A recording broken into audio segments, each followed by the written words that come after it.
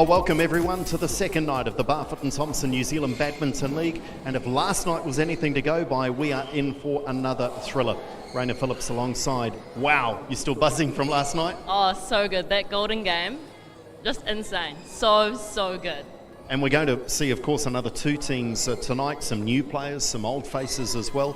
What are you most looking forward to tonight's clash? Because last night we kind of struggled to find where the highlights going to come from, and they were everywhere. What have you seen already for this one tonight? I think it's really interesting because there's really strong, obviously, men's singles with Oscar Guo and the Apples, and then there's also Shauna Lee coming through in the Wales. And so it really does come down to the doubles, which I think is going to be the clutch of, I guess, this tie.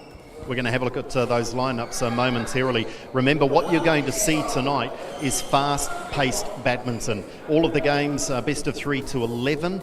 We also have something new for you if you weren't with us last night with the 3v3. That's a lot of fun as well. And if we are at 3-all at the end of the 6 matches, we go to a golden game tiebreaker, and that's where we went last night, and it was a thriller. Well, let's have a look at the points table as it sits after that result last night. And of course, the Tigers got there in the golden game, so they get the win and just the 2 points. It's 3 if you win in regulation time, if you like, while the Starship Foundation Rockets, they pick up a point for losing in golden game. And tonight, of course, we see the mighty Jazz Apples and the Plenty Bay Whales, a couple of new sponsors on board for the competition as well. So as we go from that points table, let's have a look at our lineups tonight. Mighty Jazz Apples, and Raina, this is where we can talk about some of those names you've mentioned. Oscar Guo, still only 20 years of age. Seems like he's been around forever, but you like Oscar's talent at the men's singles. What else do you like in this team? Obviously, we've got Erina there, who is a really strong doubles player, as well as Dackman and Evan. And then interesting, though, there's Salifu, who usually specialises in singles, but she doesn't seem to be playing tonight, so that's actually quite interesting from the Apples. And of course, some new names. We'll see Angelina Ong, one of the younger players that we'll see through the competition. Their opponents tonight, the Plenty Bay Whales, and this is almost flipped, isn't it? Because look at Shauna Lee there, and she'll be such a performer for them across all disciplines, but such a good singles player, isn't she? Yeah, absolutely fantastic. I mean, she's always been fantastic ever since the moment that she started playing, so it'll just be cool to see how she tackles tonight. And of course, Ricky Olsen-Ziegerman will go up against Tony Griffin in the coaching ranks. Let's have a look at the matchups tonight then and see just what the coaches have done in terms of lineups. 3v3, Vong, Guo, Calder Hawkins, Layden Davis, Jeffrey and Ing. It's just so hard to pick, isn't it? Toss a coin, isn't it? Yeah, pretty much. Rock, paper, scissors. And then we go to the singles, which we think may well be pretty clear-cut, but time will tell. Then we get into that fascinating part of the night with the doubles and maybe the mix deciding it again. So you find those hard to separate, those doubles especially? Yeah, definitely. I think it's going to be, it's really going to be where the deciding factor is going to come tonight. All right, well, let's have a look at our first match as we get ready to welcome our 3v3 players on court as we get night 2 underway.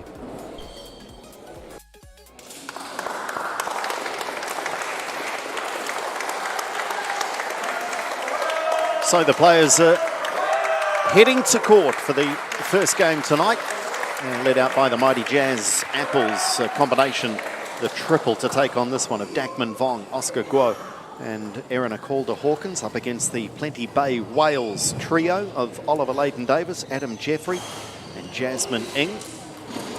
As the players make their final preparations, we'll have the coin toss. We'll eavesdrop a little bit and see final instructions from Trish Gubb, service judge Holly Cho for this one.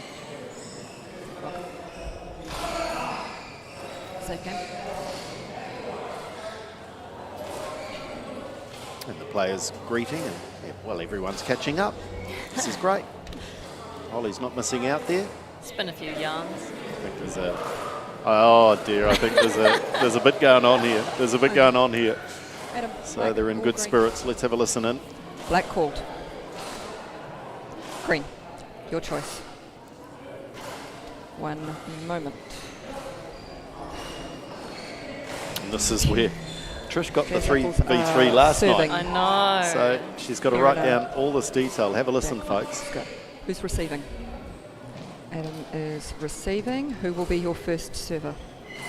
Jasmine, Ollie, Adam. Thank you. There we go. Trish has got the order of play sorted. So if you've never seen 3v3 before, You can get it a third is shuttle if you wish. an unusual form of badminton. It's not a recognised competitive form, but it's used by the players often in training.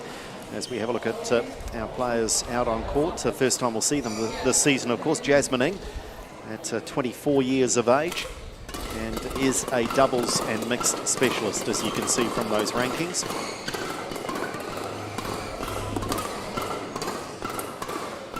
Oliver Leighton-Davis, their centre of screen, not long back from overseas, so he's come through 2 weeks of managed isolation and quarantine.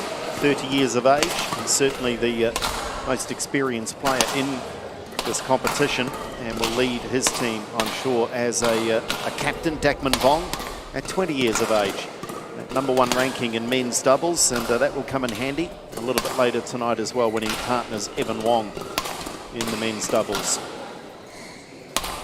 Look across to the other side of the court, and Adam Jeffrey to the right of screen there, just ducking out to get the shuttle at 19 years of age.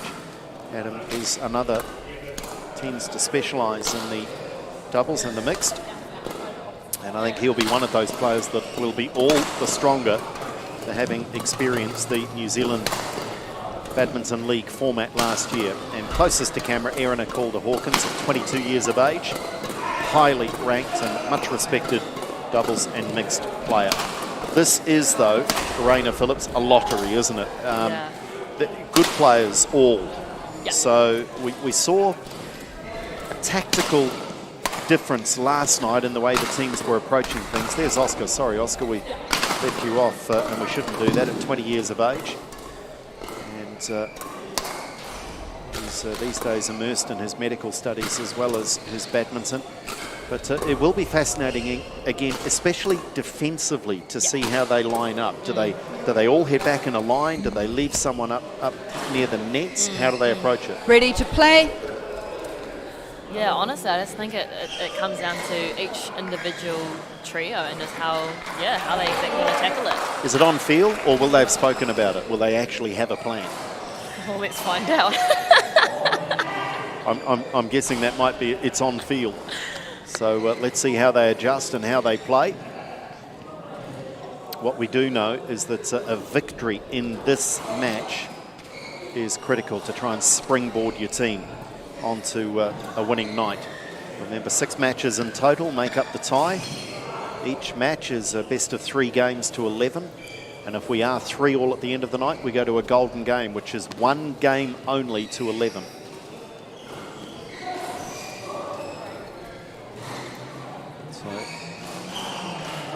Time for talking has come to an end. It's time to let the rackets go to work.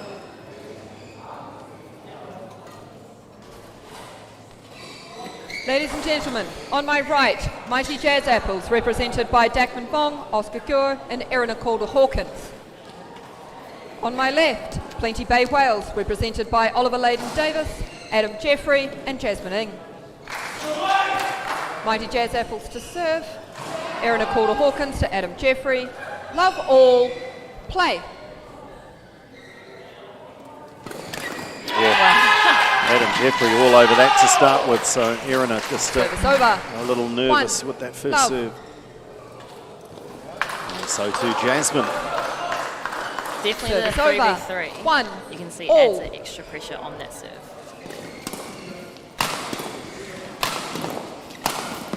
Well, especially, Raina, when you see they're serving to the side with 2 players. Because there's no subterfuge. You can't try and trick the player with a long serve or a flick serve because someone's standing at the back of the court here. Yeah.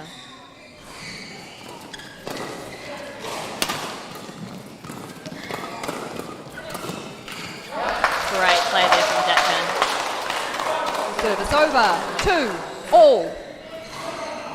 Oscar Guo looks ready to go, very focused. You saw there on the smash, it was interesting to watch the defensive team again. Oscar just headed right up to the net and got out of the way. Yeah.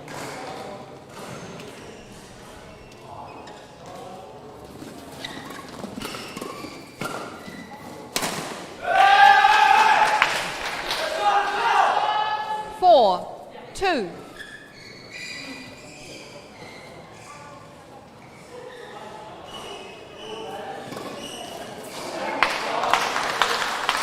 It was a very good return. And Leighton Davis got out of the way, hoping it might go long.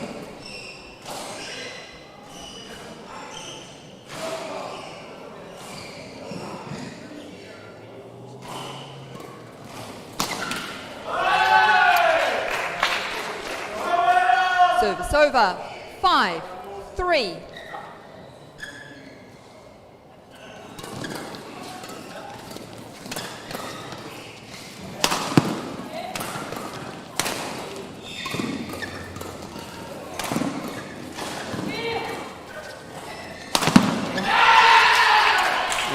Likewise, a similar formation for the Plenty Bay 6, Wales as well. That 3. Jasmine there was tucked up right under the net. Out. Service over. 4-6.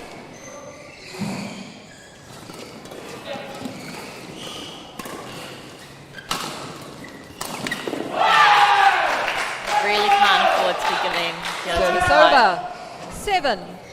7-4. Especially when there's the likes of, or the heights of Ollie and Adam.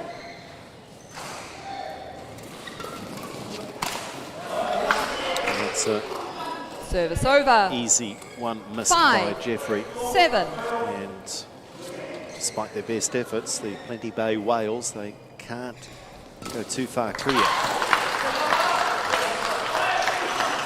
6-7. Very tight.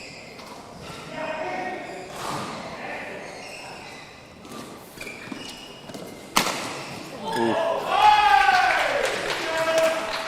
Service over. Adam 8, Jeffrey very 6. quick to offer a hand of apology there. The smash, no intent of course, but just catching Erin Calder Hawkins. Service over. 7-8. A lot of service errors. Yeah, A lot yeah. of mistakes on serve. Again, I just think it's that added pressure of that extra person.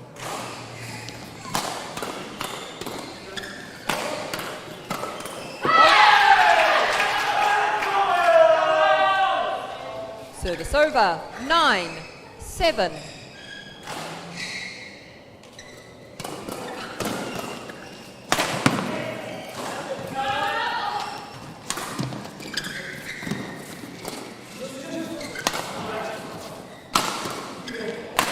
Good power. Really attacked and jumped into that smash, Jeffrey. 10. Game point 7.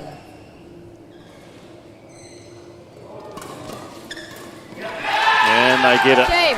Well, they were ahead by a couple of points First most of the game way won through by that game. Plenty Bay Wales. And eventually came through. 11-7. So this is where they'll have a chance to chat to their respective coaches now, with Tony Griffin and Ricky Olsen-Siegerman having a chance to have an influence. I'm guessing both coaches will be say, let's sort the serve out. And that, if anything, that seemed to even out through the match, that mistakes being made and a real nervousness. It's that you know that the front player is going to attack the net on the serve. So it's a case of, if you don't trust that, do you just go long? But then, of course, you're lifting, aren't you? So you're inviting the power. Yeah. And I think especially, with this 11-point format, you really can't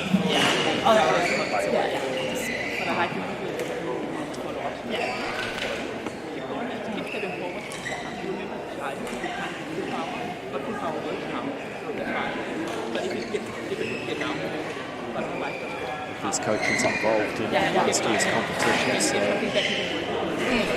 rebranded both. Familiar names and familiar players, but rebranded. Great to have the support of Plenty Bay and Mighty Jazz Apples, of course. A couple of those are sitting right in front of us. They'll disappear in between matches tonight. But, we'll be chatting over the course of the Barfoot and Thompson New Zealand Badminton League about our supporting partners and those engaged in the sport and in this competition. Second game. Love all. Play. And great example of it. Just pouncing, eh? Service over. 1. Love.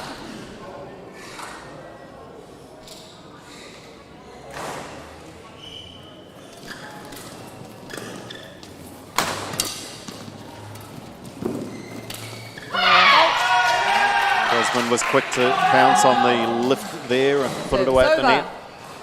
1. All.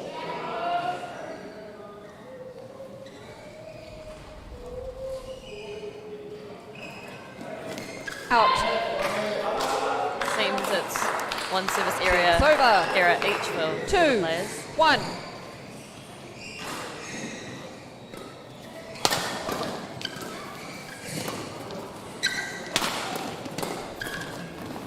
A good leave by Jeffrey. Service over. 2. All.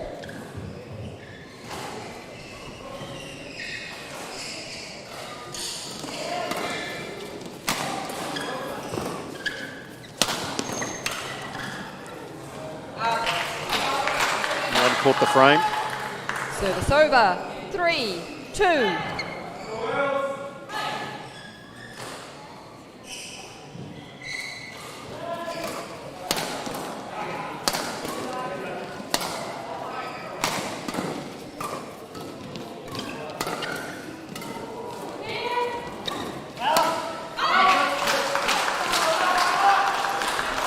That was a great application of pressure 4. from the apples. 2.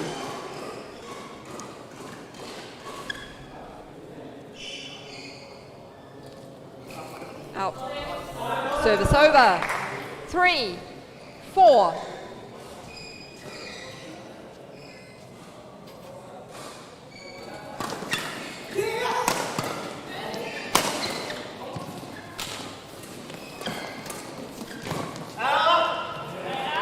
Good early shout from Oliver Leighton-Davis.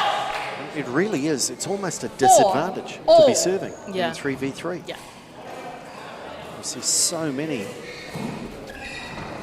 changeovers so many times, service over, because immediately you're on the back foot. Yeah, exactly. Service That's over. huge. 5. 4.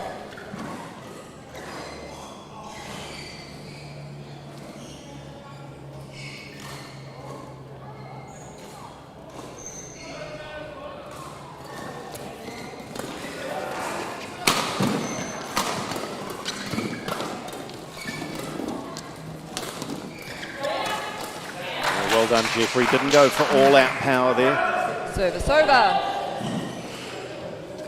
5. Jack McVaughn All. just couldn't adjust and get the racket around in time.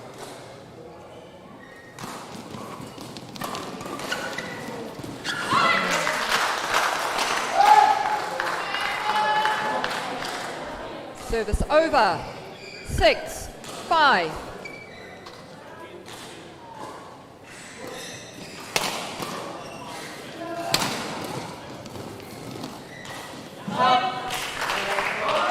Service The over. increased pace of this 6. game really All. requires an adjustment by the players. It's, I mean, the shuttle comes back so much faster than what they're used to in singles and doubles. 7. No 6. buying time, is there? No.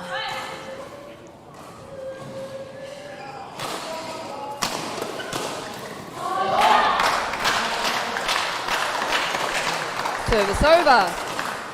7. All. Mighty Jazz Apples, they were trailing by a couple through most of the first game. It's a mistake Service over. again on the serve. 8. Really does put 7. it under the microscope. Yeah. Service over. 8. All. This really just turned into a serving match. And I think increasingly through this tournament, I think we'll see servers flick. I think they'll go long and Out. they'll see that as the Service lesser of the over. two evils. 9. Sure, we're going to have to 8. defend, but Time out. let's get into the rally. Mighty Okay. Jazz Apples. Okay, Tony Griffin has called timeout. coaches have one they can play per match. So Tony deciding at a crucial stage here to call his players in and have a chat.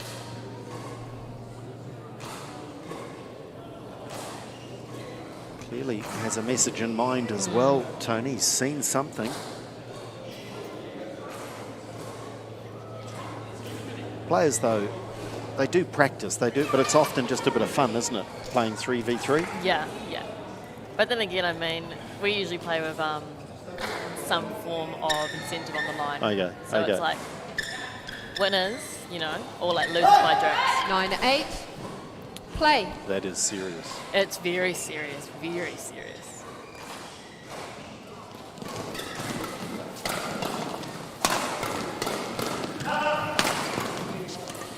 Oh, Jeffrey, he was so good through the early stages of that rally and then just got caught halfway. Shall I smash? Shall I just try and drop it over the net?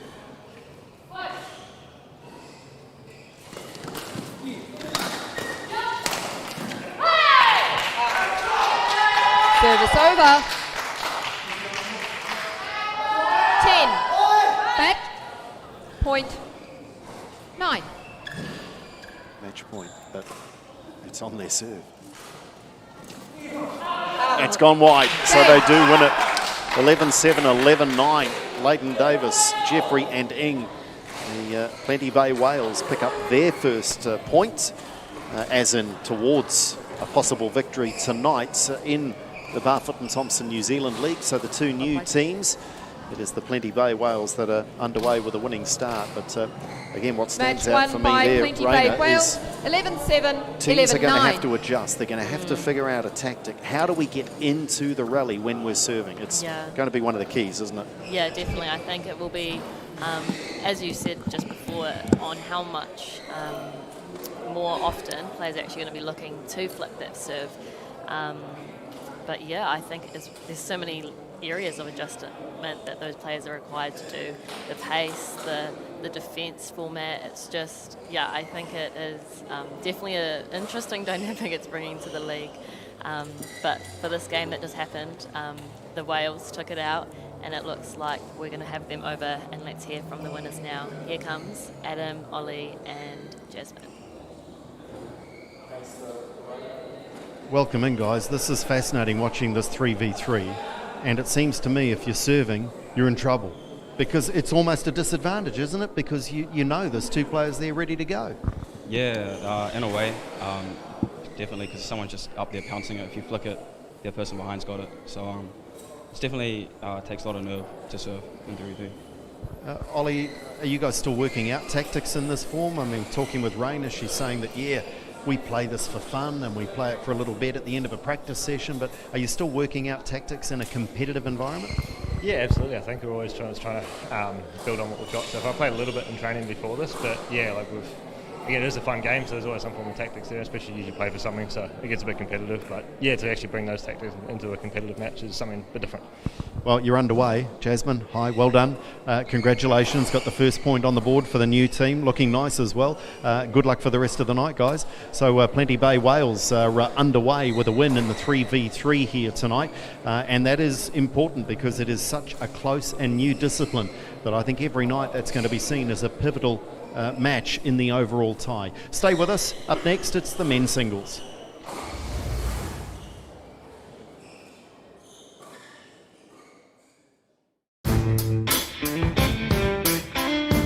There's a lot to be said about you Kiwis.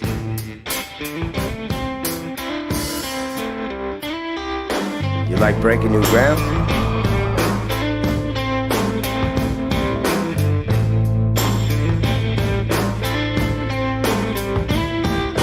You're the best in your field?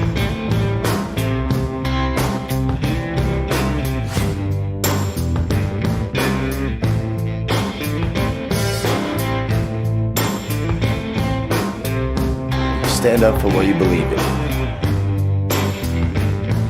But when it comes to pizza, you can't beat authenticity. Sal's, authentic New York pizza.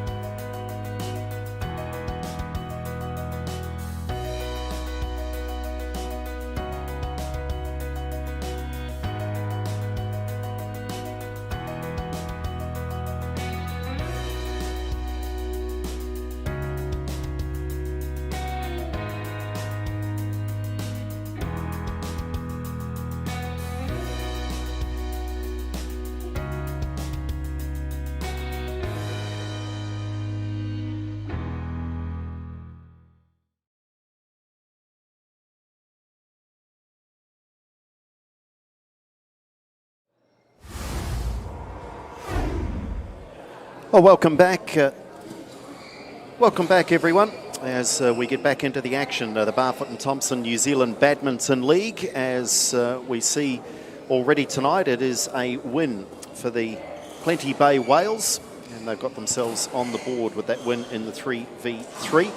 And the mighty Jazz Apples close, but they weren't there right at the end. Confirmation of the way these matches will play out tonight, finishing with that mixed doubles. Will that be one to take us to a golden game at the end of the night? Up next, let's welcome onto our show court. It's men's singles action as Oscar Guo goes up against Andy Rouse.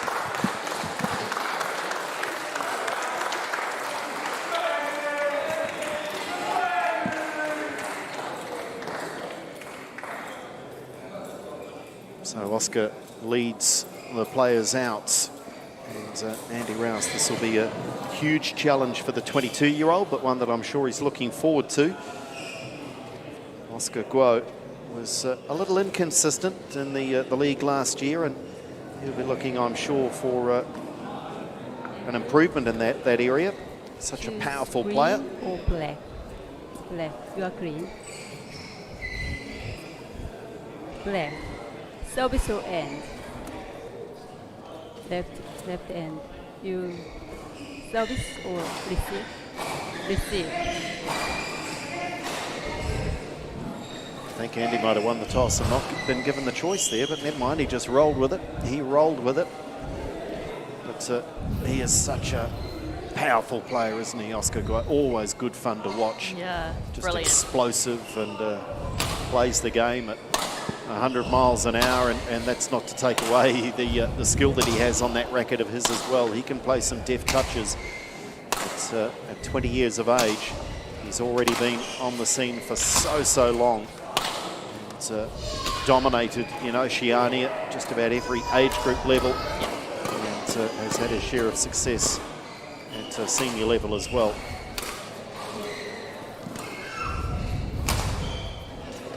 These days balancing his badminton with his studies.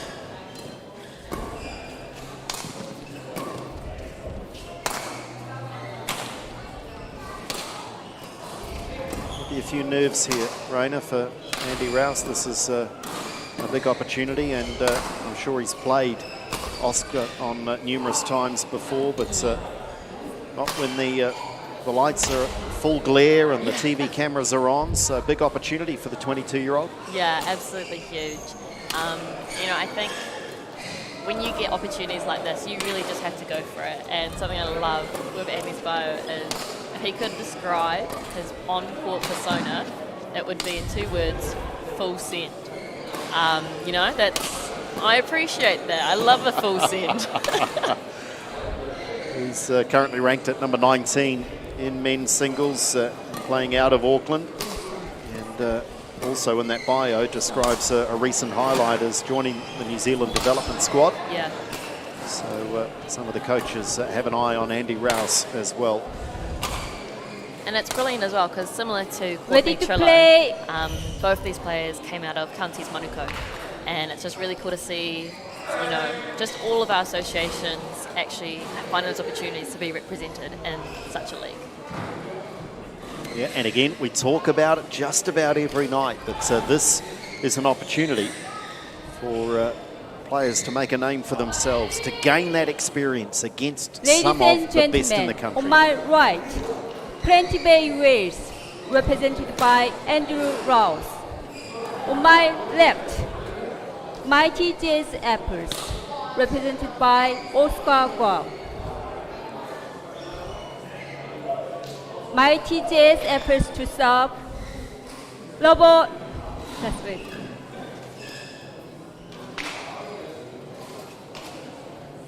Lobo, play.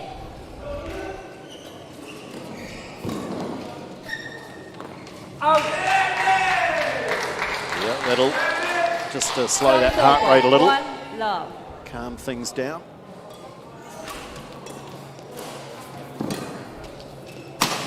Wow. And that's a pretty quick reminder from Oscar that that power and that left arm of his is not to be messed with. Andy just asking off camera for the court to be dried as soon as anyone hits the surface.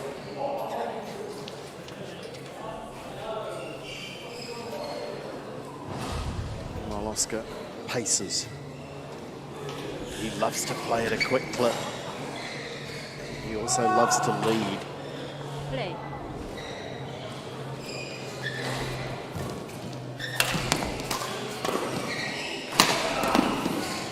Wow. A right shake of the head from Rouse. 2-1. Invite Oscar Guo into the front court at your peril.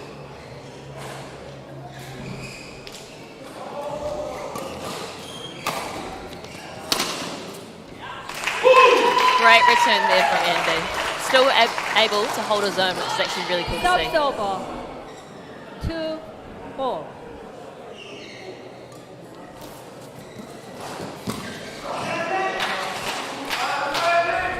More in hope than anything else there, just ducking under that. He was caught out of position. 3-2.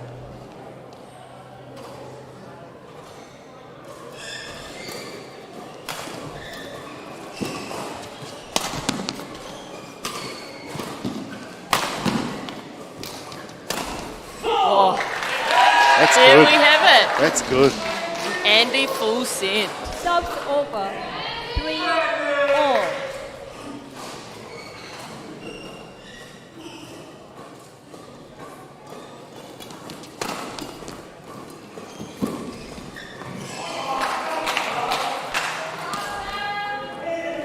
Subs over. 4-3. After the 3v3, it's like a different sport. Yeah, absolutely different. Lovely touch. Great shot from Oscar. 5-3.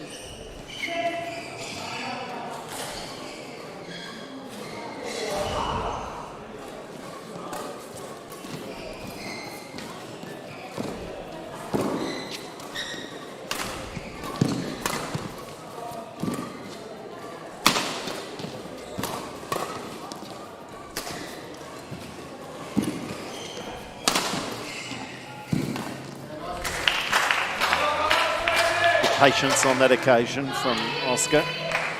Just biding his time, waiting for the opportunity.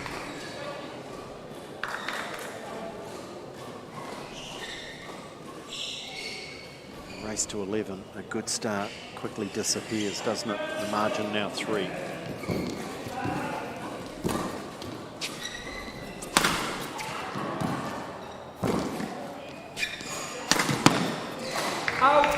Unlucky there on the lines for Andy. I mean, although the score might not reflect it, Andy is doing a great fight during the rallies. Yeah, oh, he's right in it. And as I say, it just very quickly becomes very imposing. 3. When you're racing to 11 and you get a lead of 2 or 3, it is such an advantage. Definitely.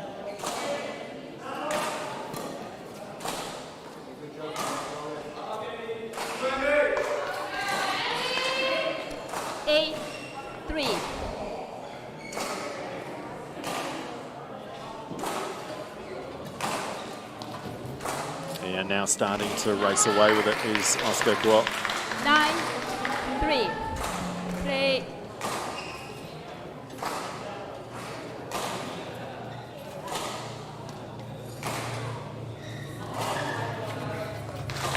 He just lost the touch here for the moment, hasn't he? Andy Rouse asking for the shuttle. Continue. Carry on. Looking for any sort of a distraction, a delay, just to Game try and point halt 3. this momentum.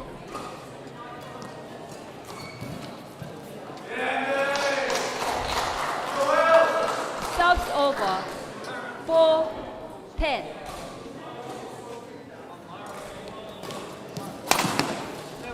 And that'll do it. Game. Pretty much business-like from Oscar Guo as he takes out the first game won by 11-4. Mighty Jazz Apples. And of course, 11-4. given they dropped the opening 3v3, this is vital that the Mighty Jazz Apples get on the board here. And again, this is one of those games, no disrespect to Andy Rouse, who's who's competing and was very competitive right through the opening stages of that game. But this is one that Mighty Jazz Apples would have said, yeah. we got to win this. Yeah, they we got to put a definitely- point on the board. Yeah, they were probably definitely confident in this game. I mean, when you've got a player like Oscar of such caliber, you know, and such good quality in all areas, I think, you know, it's a pretty sound bet. This also speaks, though, to the strengths for the Plenty Bay Whales, and we've talked about it, that they're loaded with strengths in other areas. Shauna Lee will be up next in the women's singles. You've got Leighton Davis, who's such a good doubles and mixed player. Albeit interesting that tonight, Oliver Leighton Davis doesn't play in the mixed. It's going to be Adam Jeffrey and Shauna Lee. Has it surprised you a little bit? A little bit. I mean, the whole purpose of this obviously is for competition, but I think the coaches are also trying to balance that whole development opportunity for the younger players. And I think it's just trying to find that sweet spot of still getting the W and also having those opportunities come through. Yeah, fair call.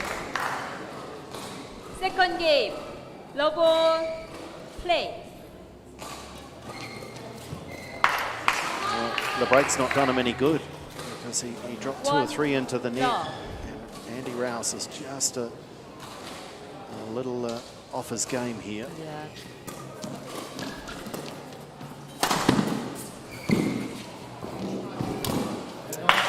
And then he's compensated by lifting. Yeah. 2, low.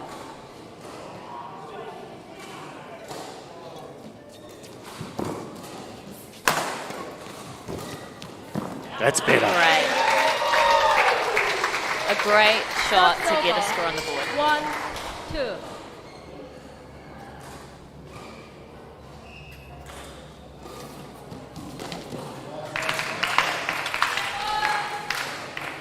Service over, 3, 1.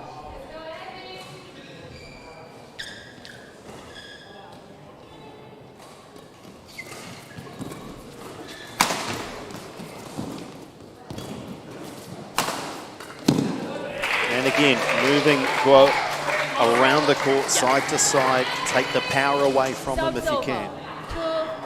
2, 3. I mean, you kind of have to when Oscar is so good at doing that to his opponents.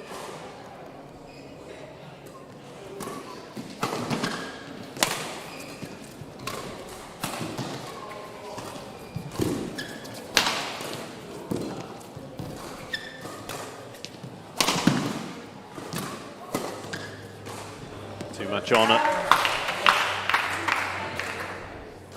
Service over, 4, 2.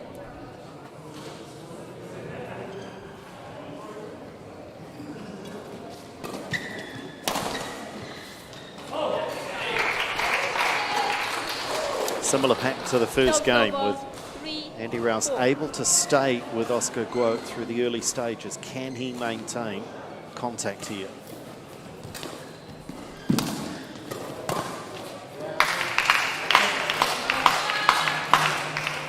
Service over, 5, 3.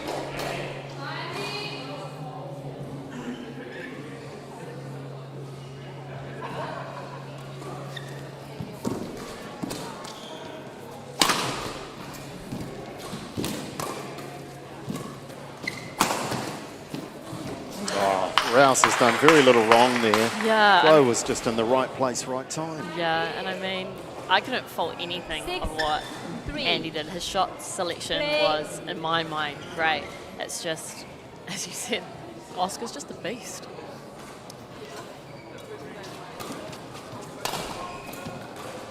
Oh, well done.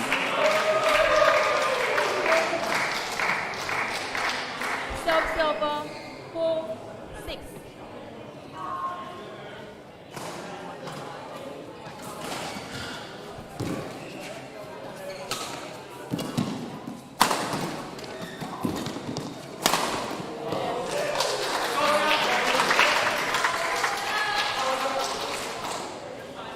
Five, 6.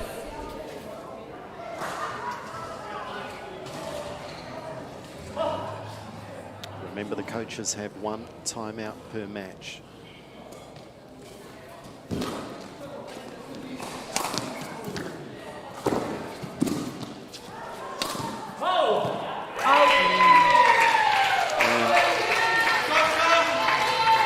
certainly 6-all. Ricky's not showing any sign of calling a timeout. Why would she?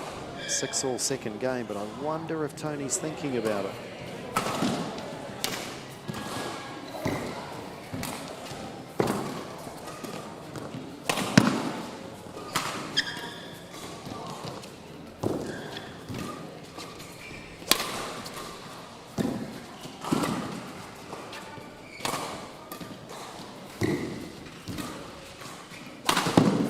This is superb by Rouse, really is. He's doing great.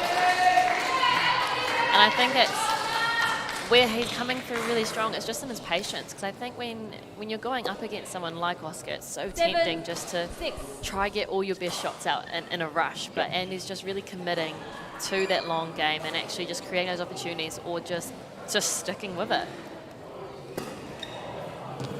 Yeah, here we go. Big moments now in the context of this match. 8-6.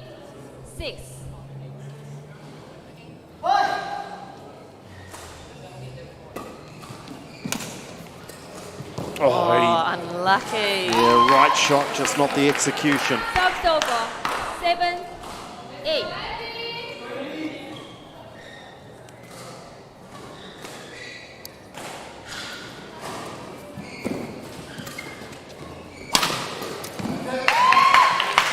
Might have kick-started Oscar Guo. 8-all. Don't be fooled by the lack of a ranking for Oscar. I'm assuming, Raina, that's inactivity. It took some time out, didn't he, 18 months ago for study? Yeah, and I mean, he came back at the beginning of 2020, having entered into first year med, which is just unfortunate with the timing around COVID and, I mean, just the nature of the competition.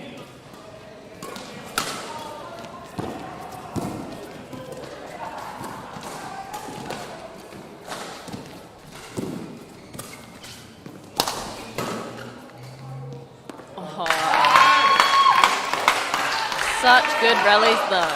So good. It's got everyone's attention. I mean, if it's the least you can do, it's make your opponent work for every point.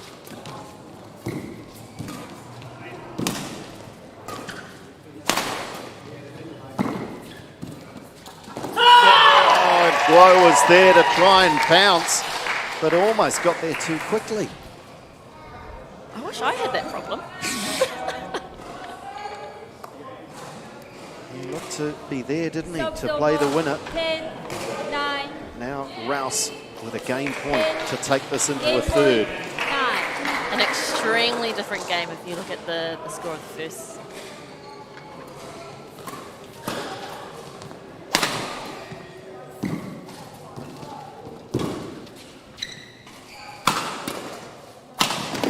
And we're going to a third. Oh, Andy Rouse, a man possessed. So good. Goodness me, what a performance. We go into a third.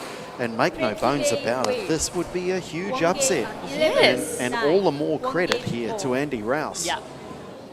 And that really has, well, it's stunned the Mighty Apples. And it's really got the attention of everyone in the Waitakere Badminton Hall. And Ricky Olsen, Ziegerman, just, if anything here, just trying to stay calm, just keep Andy focused, but I love that show of emotion. He's loving every minute of being in this match. And you're going to see how determined he is and just the way that he's literally hanging off every single bit that Ricky has to say.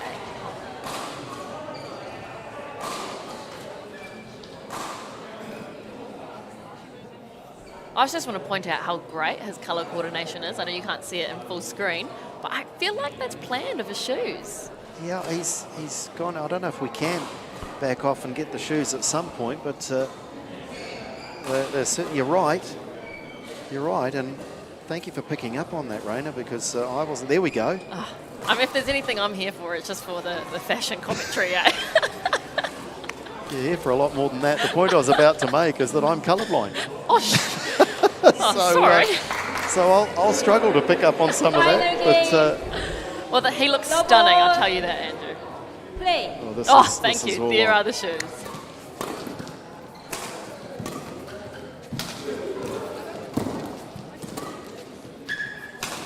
I'll tell you, the guy in those shoes is full of confidence. This is a brilliant performance from Andy. Absolutely stunning.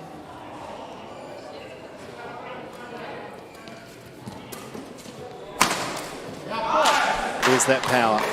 And of course, Oscar's not going to let this go Oh, no. Sub-silver. easily One at all. all. And I think if Andy can just commit to doing the mahi straight through, it'll be good.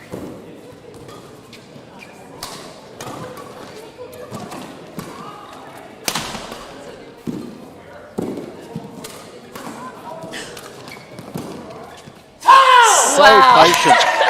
So patient. So patient. There were a couple of opportunities there where lesser players in those moments wouldn't have resisted. They would have Yeah. tried to smash a winner. Yeah.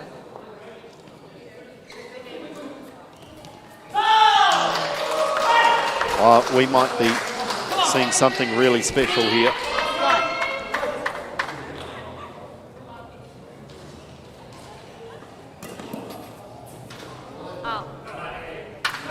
It just lets the air out of the balloon a little bit. Sub-silver. 2, 3.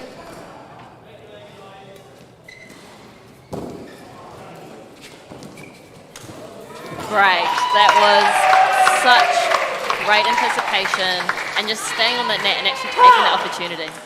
Sub-silver. 4, 2. Tony Griffin wants to have a chat. Time out. And this is interesting because in calling a timeout, you know, it's almost saying to Oscar, "Whoa, we're in trouble here." Yeah, So yeah. this has got to be dealt with really, really effectively by Tony. Oscar looked across and saw the timeout card, and his head went down. It's almost like, "Oh, wow, the coach is calling a timeout on me here." Yeah. But he does. Tony needs to just change the momentum of this. Yeah. And I think because, you know, Tony's probably looking forward to, you know, the doubles and the mix that is to come, and he can see that the Whales have their greatest strengths in those doubles. And so he really is counting on the singles right now to actually pull through their chance of staying in this tie. 4, 2. Play.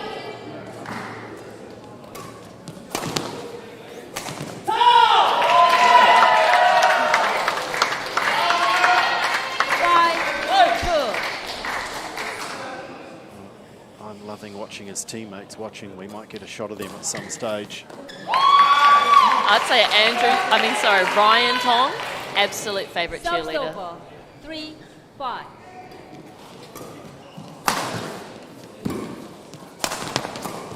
That's long. Sub-silver. 6, 3.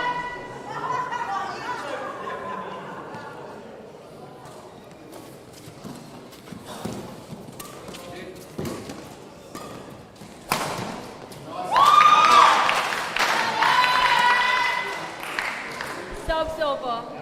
4, 6. Crucial here for Oscar that he goes on a little scoring run here.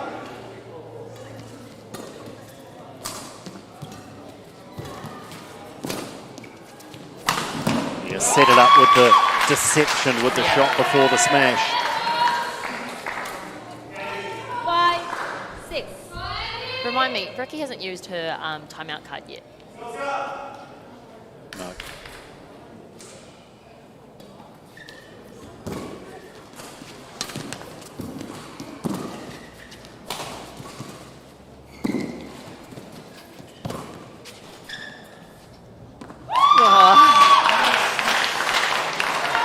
Well, I think he was breathing out as that shuttle came down, He should hoping. have breathed 6. harder. All. Blow it out a little bit more. He was totally committed to watching that shuttle, and he watched it all the way onto the line.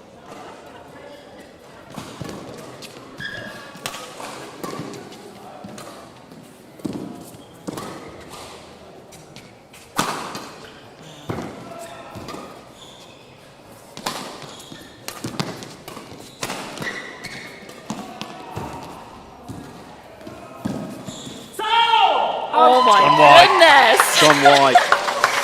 This is intense. And I mean, just knowing that Ricky hasn't even used her timeout card and Andy's leading on 7-6, that has to be an advantage. Am I right, Andrew? Yep. Yep. And I just can't see it to the left of our screen from that shot. Ricky Olsen-Ziegerman is so calm.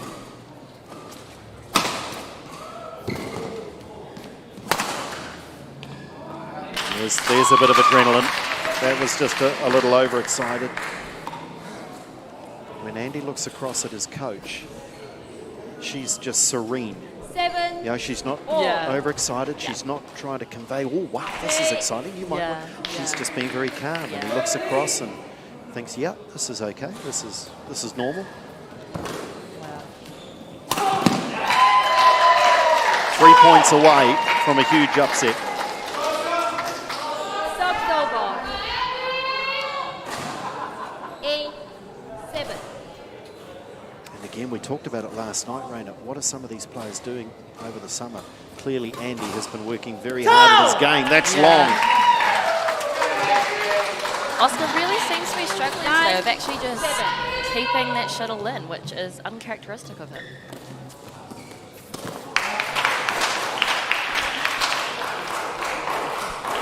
Controversy on whether Oscar actually extended his racket over the net. Andy reckons he has, which would in his case be a fault going for Andy's way, but it seems that Hollier umpire disagrees. He sent him back pretty quickly.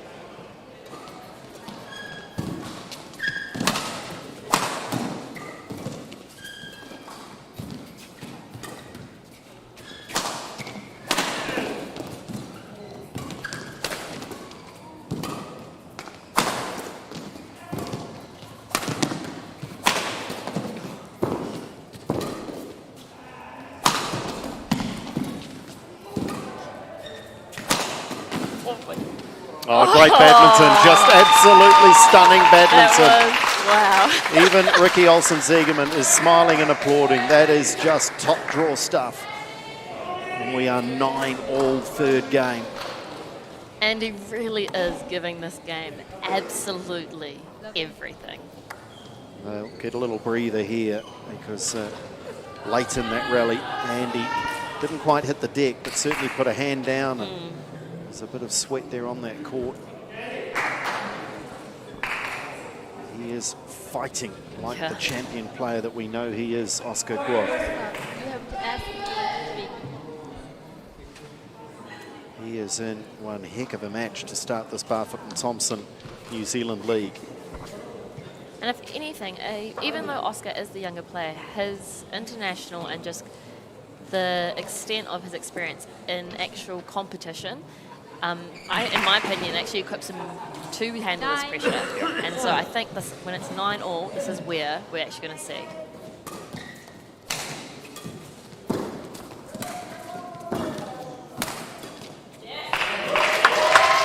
Match points, Andy Rouse. Service over. 10. Match point 9.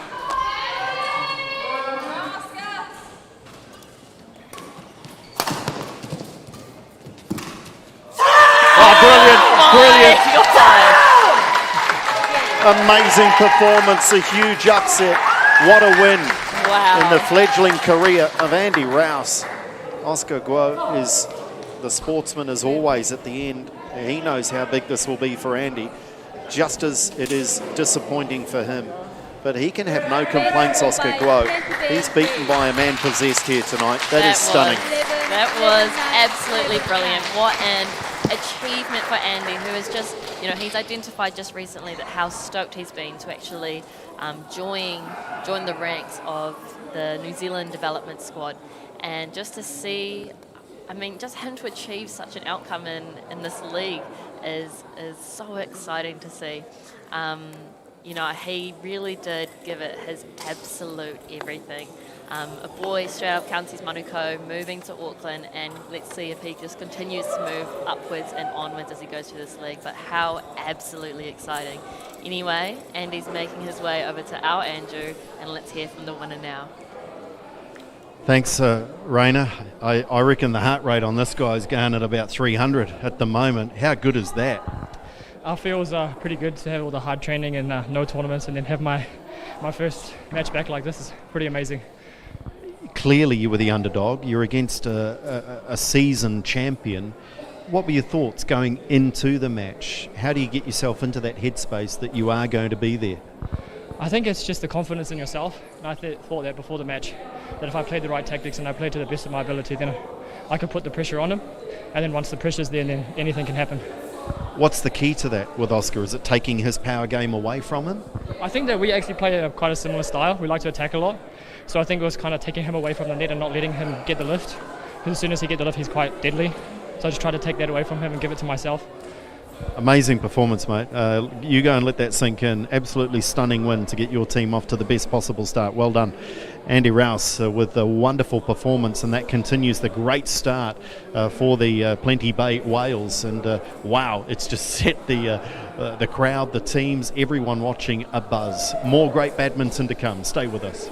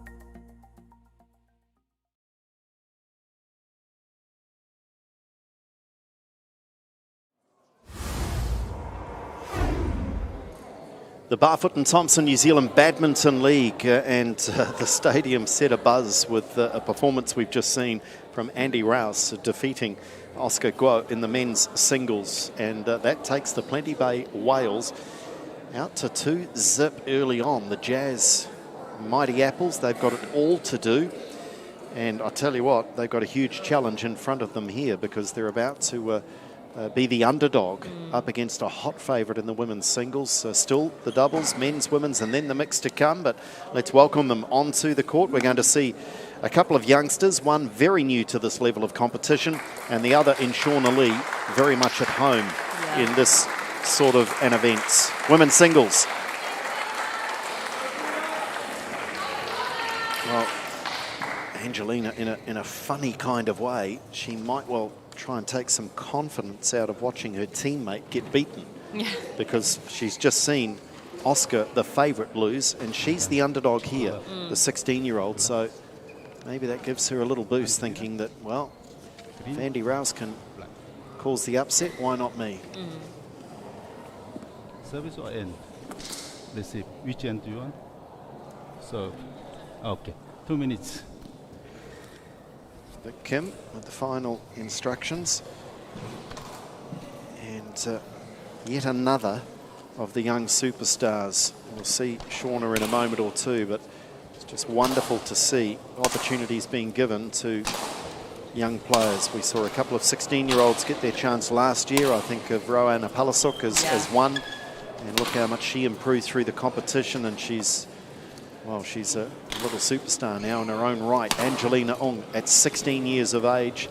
Those rankings reflect that. She's still very much in the junior ranks, but what an opportunity for her. Absolutely.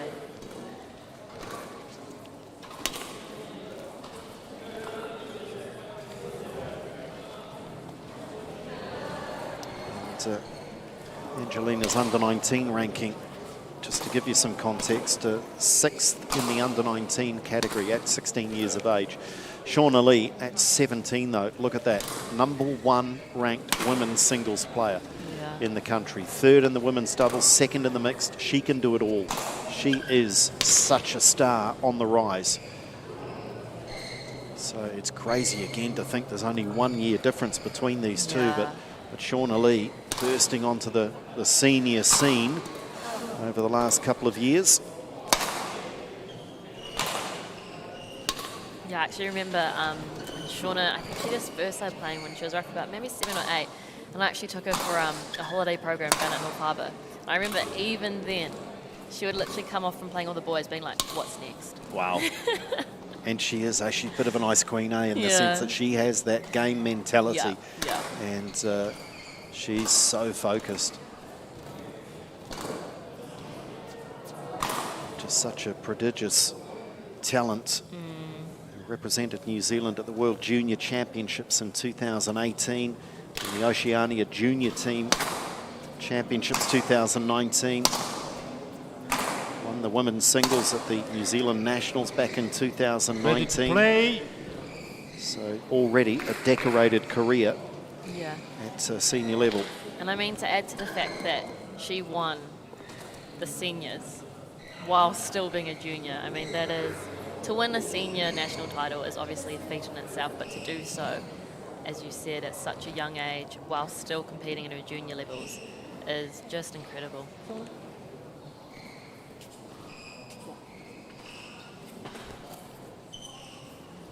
Shauna also likes to play a bit of volleyball. I imagine she's a bit of a demon there up at the net. Players just grabbing a last drink.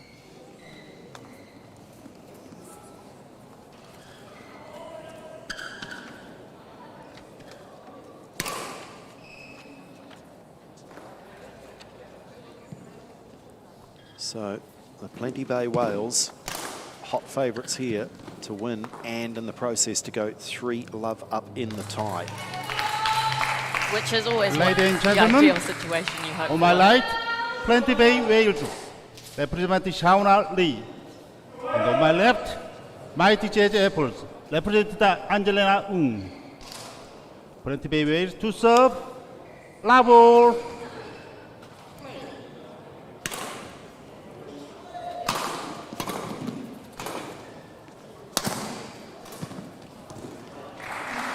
As is often the case, a good start is important. Low. But then we contrast that. Andy Rouse lost the first game 11-4, came back to beat Oscar Guo.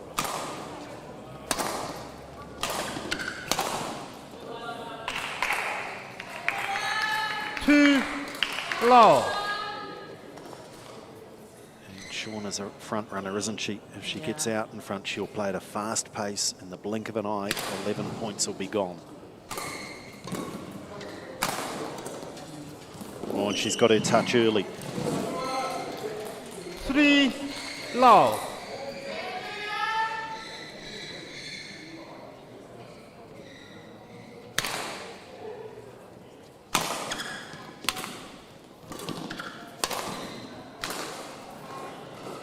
points missing.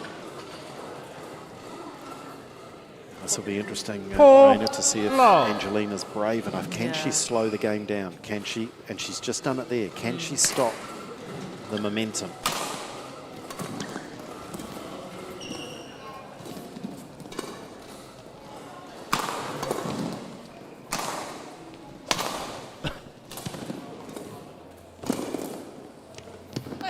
Just long. Although Angelina's not on the Five, board just yet, low. she's actually moving really well, actually managing to cover most of the court. It's just maybe in the last executions of the shot that she's just hitting it a bit too long.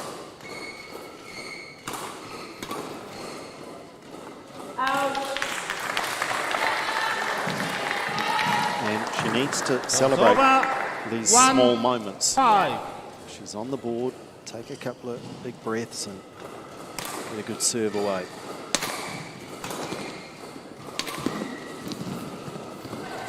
I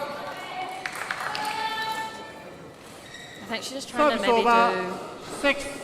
a little bit too much for shots, and I think she just really needs to just know that it's just going to have to be a simple, long game.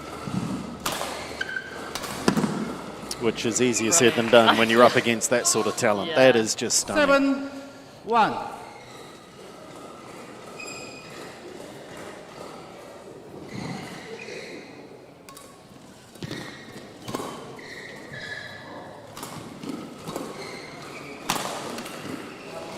That's nice. Service over. 2-7. She needs to feel like she's in the game, feel like she belongs out there.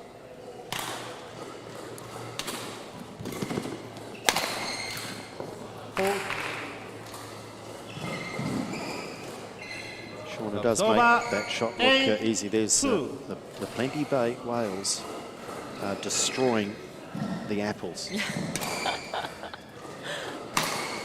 Did you see what I did? Yeah, that was brilliant. You should get into commentating.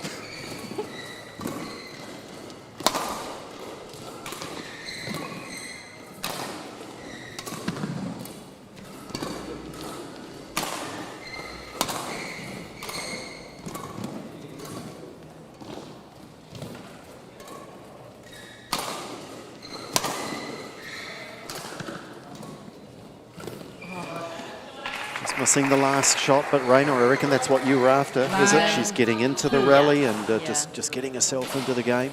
Yeah, and I know it's the most tiring way to play, but it's going to be the only way to play if she's wanting to go the mile with Shauna.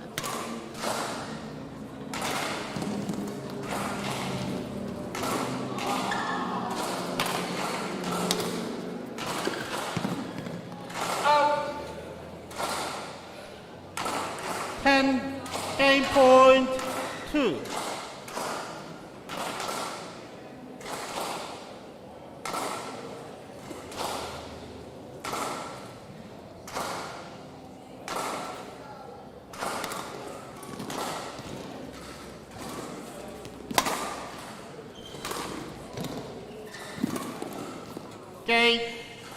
As expected, the #1 player in the country is in dominant form 11-2 against the youngster Angelina Ong. But the experience that she will garner from this will hold her in good stead throughout her junior competition still to come in 2021, but also when she next comes up against senior players. And of course that'll happen further on in this competition in the Barfoot and Thompson New Zealand League. So it has to be a learning experience. She has to debrief, she has to take what she can out of these matches and learn from the opponent, especially when you're playing #1 in the country. Yeah, and I mean, it always is daunting on the debut match, especially if it's, I mean, Angelina is only 16, this might actually be the first time she's ever played in front of a camera. And it is an exciting opportunity, but, you know, it is a daunting opportunity. But one of her strengths that Angelina said is that she's got, you know, she's mentally strong. And so hopefully she can really bring that strength through to actually play into this game now and still stick in it.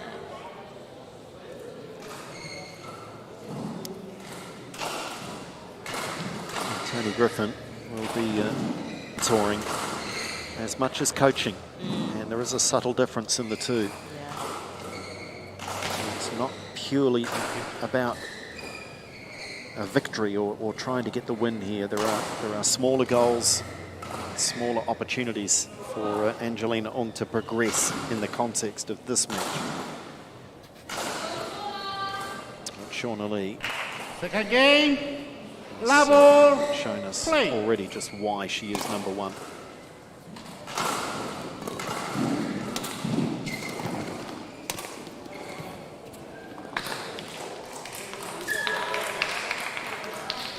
Service over, 1 low.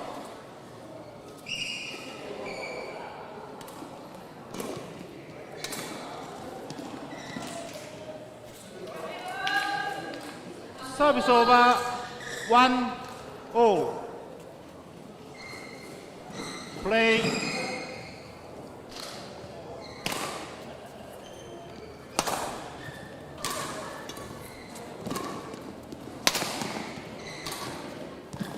Such a weapon, isn't it? From the back of the court, just to take the pace off, just wipe across that shuttle. So hard to pick. Shauna really has a selection of both strength and just absolute skills.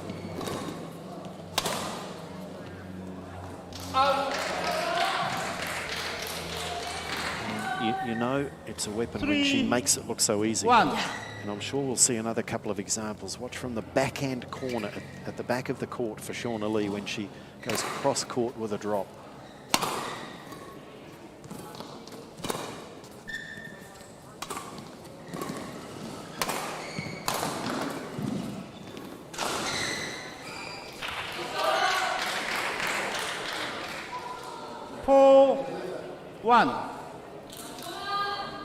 Timeout.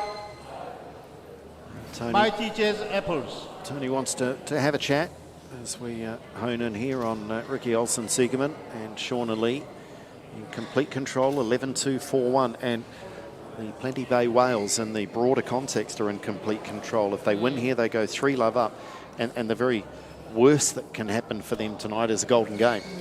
And they've still got some strength to come. Shauna Lee will partner with Jasmine Ng in the women's doubles and then play in the mixed with Adam Jeffrey. So she's got a busy night in store. Nah, surely light work for Shauna. Yeah, and she seems to thrive on it. 20 seconds. She seems to enjoy it. Whilst Ollie would be the team captain, perhaps, in terms of experience and the ability to coach as well as play and lead his young team.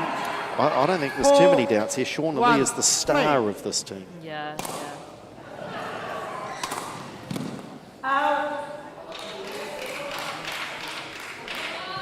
5-1.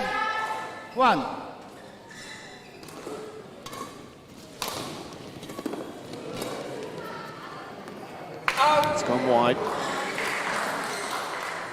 Service over. 2-5.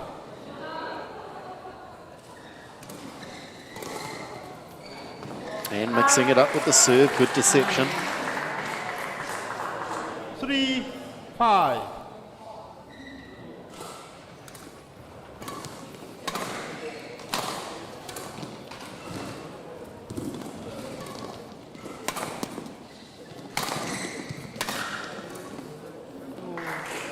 It's a good little run here for Ong. Yeah. 4-5. Maybe that little timeout was just what she needed for a little bit of a morale boost.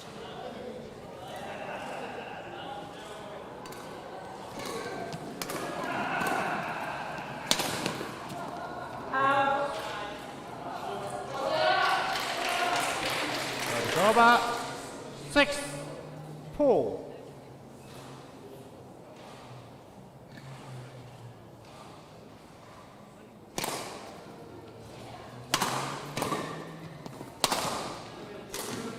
Oh, goodness me.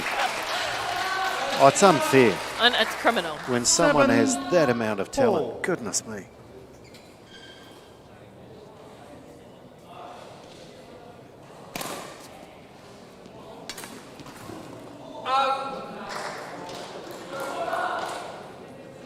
8-4.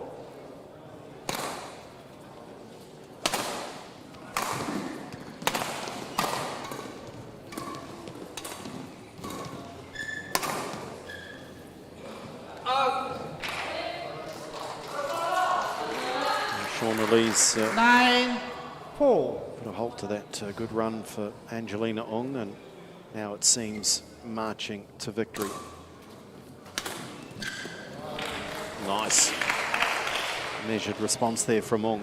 Service over. 5-9.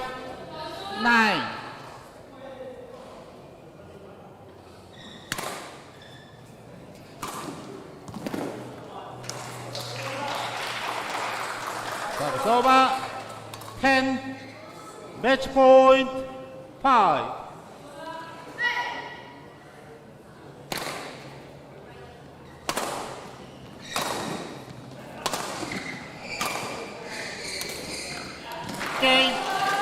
Comprehensive win, but Angelina Ong can hold her head up. She's contributed to the match, the 16-year-old on debut in the Barfoot and Thompson New Zealand League. But Shauna Lee, just all business-like. Look at her, striding about like she owns the gym. And Angelina Ong, that will Match won by Plenty Bay Waves. one she'll look back on. 11-5.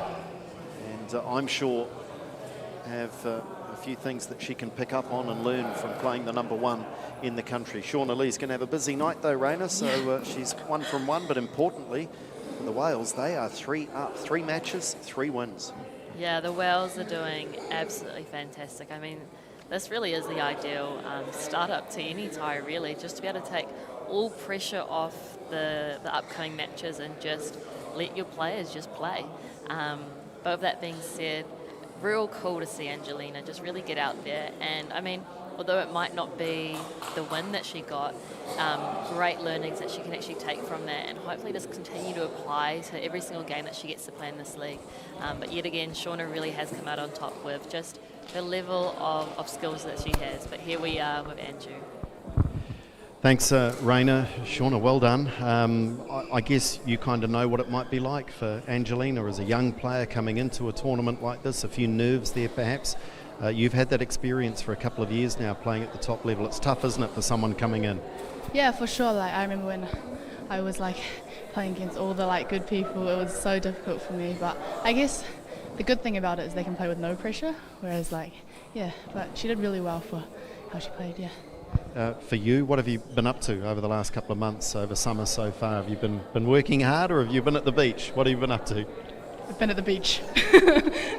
Well, it didn't show. You looked to have some pretty good form, and you, as always, you love the work, don't you? You're going to get stuck into 3 games tonight. Are you looking forward to the fact you're going to be busy and in those competitive matches?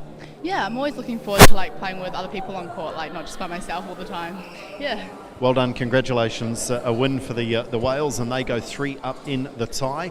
Can that run be stopped? We'll find out in a moment with the men's doubles.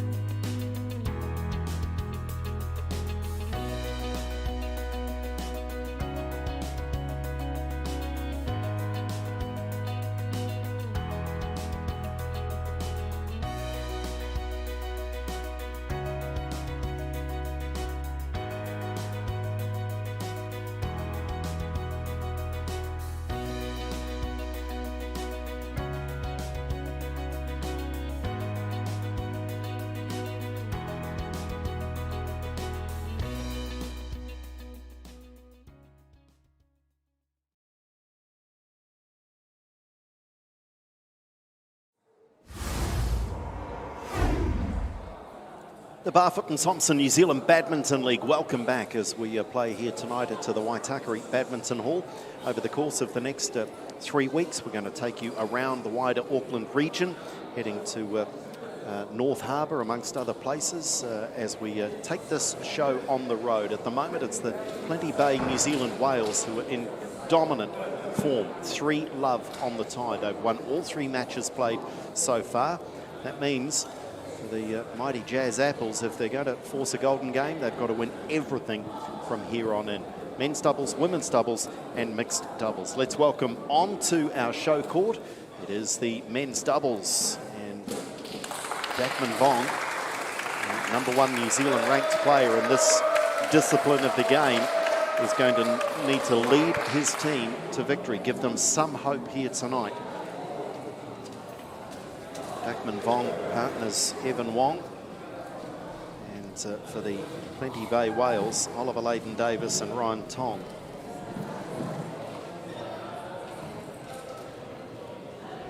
Backs to the wall stuff. I'm sure that Tony Griffin didn't expect to be in this position at 3-love down, but now they've just got to fight. They've got to scrap. They've got to throw everything at it and keep this tie alive.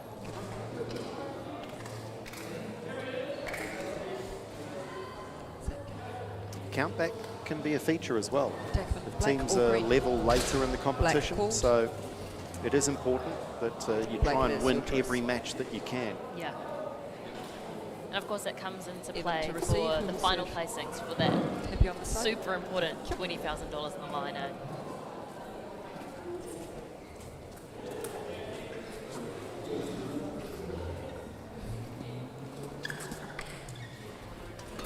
Players have 2 minutes now to warm up. I think this is a real challenge for the mighty Jazz Apples. I think they've got to try and lift themselves out of almost a bit of shock here. Yeah. Look at Ryan Tong at 20 years of age.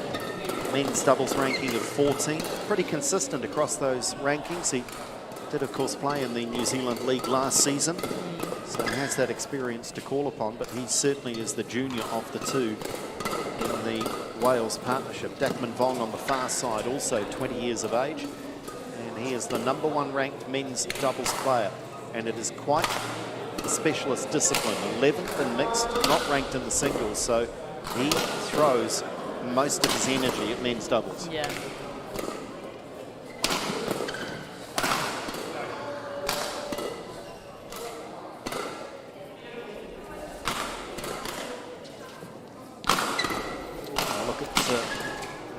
Teammates here.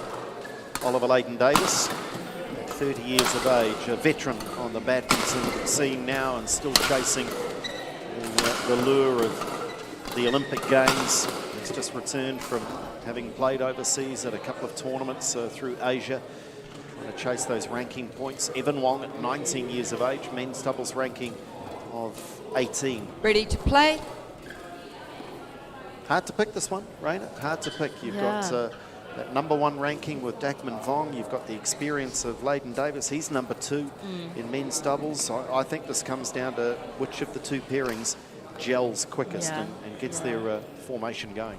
And I mean, Dakman and Evan, they would be a great pair, but it is quite hard to actually, you know, really balance the pressure there, and given that their team is down 3-love on the tie score. And so whether they can actually pull through and bring the clutch will be interesting. I just do sense the body language, I think, will be important. Yeah. Let's have a look and see how quickly they find their groove and get into this game. They need to try and impose themselves. You know that Leyden-Davis will do that using all of his experience. Look at him. Even this is almost a physical dominance, jumping, Ladies and gentlemen, bouncing, ready to go. on my right, Plenty Bay Wales, represented by Oliver Leyden-Davis and Ryan Tong. And on my left, Mighty Jazz Apples, represented by Dakman Vong and Evan Wong. Plenty Bay Wales to serve, Oliver Leyden-Davis to Evan Wong. Love all, play.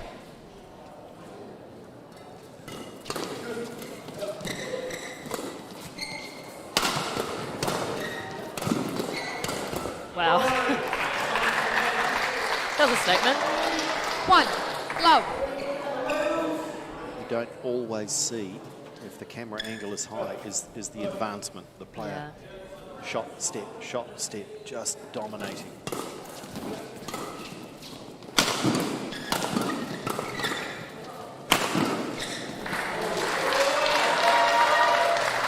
Service over. 1, all.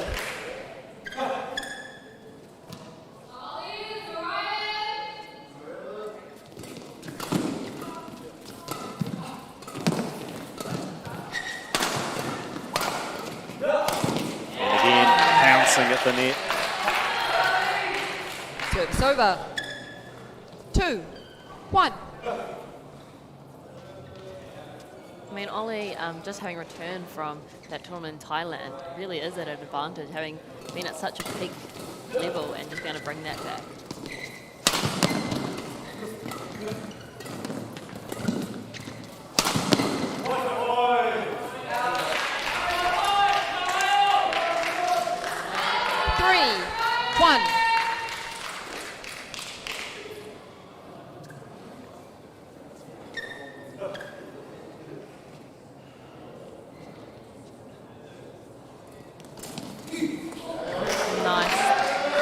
Over. 2, 3. I think it really is important if the Jazz Apples are to stay in this, they really just have to keep at the heels of the Wales. Well, we'll take it off the frame, but it's good enough. 4, 2.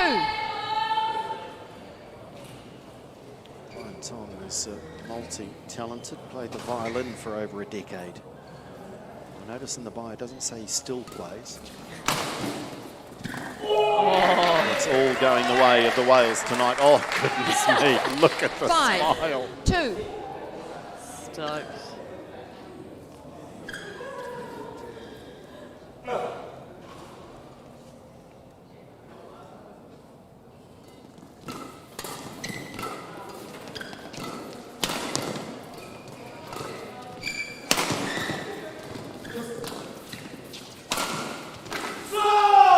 Combining really well. They really are. 6, 2. And I think it's really cool that Ollie's actually, you know, he's not trying to dominate over Ryan. He's actually just trusting him and letting him actually be as much a part of this team as he himself is, which is really cool.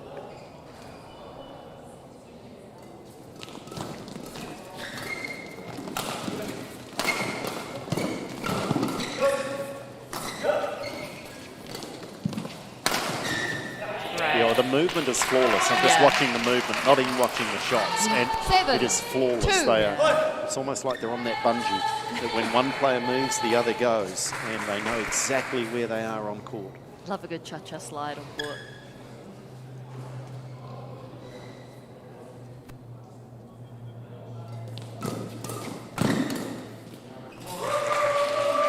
Service over. 3, 7.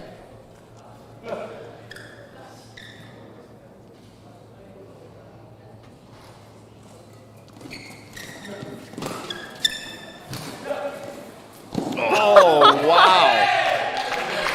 Everything turning to gold. Over. That is 8, hectic. 3. 2 already. He's had one off the frame. He's had 2 net rolls. Cheeky. Absolutely cheeky, Ollie.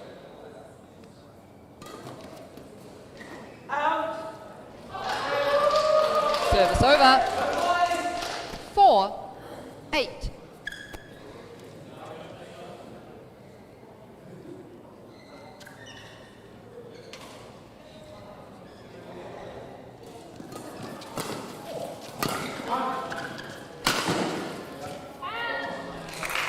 Leighton Davis these days combining full-time work.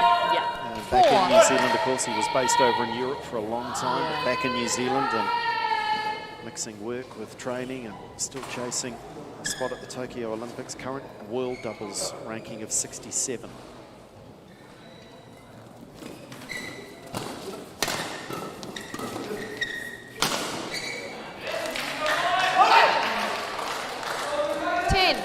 Game point 4.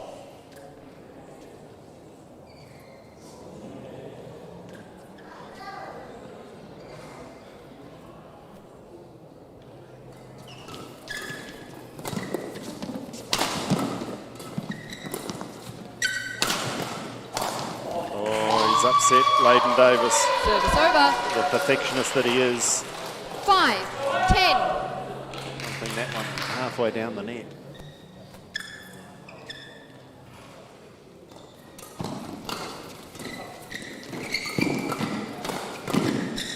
Yeah, nice.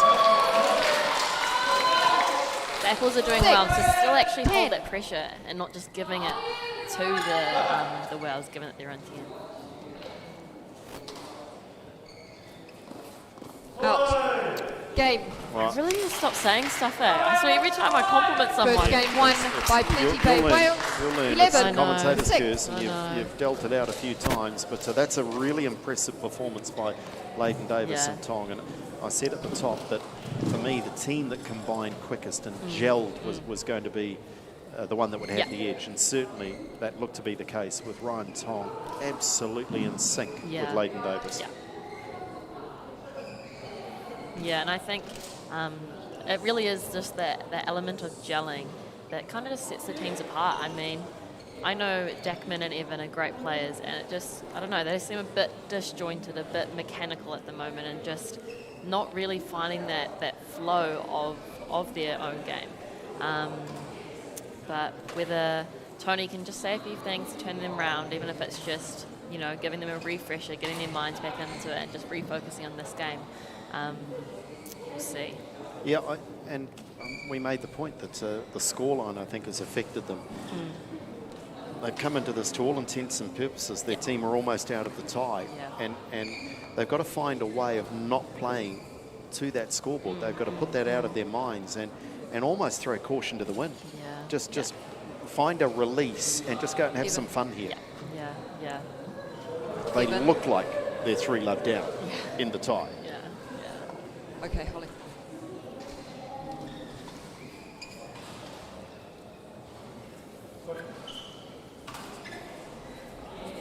Well, Evan Wong, one of the words used to best describe his badminton persona, resilient.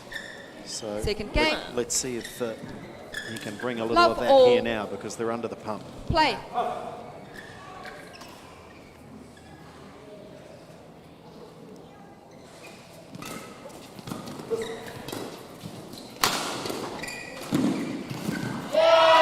And so it continues. 1-love. You know, it's really cool just seeing the amount of control Ryan actually has at the back. And I know we talk about Ollie and his experience, but Ryan's actually gone to the BWF World Juniors, representing New Zealand twice, which is a huge feat. 2-love.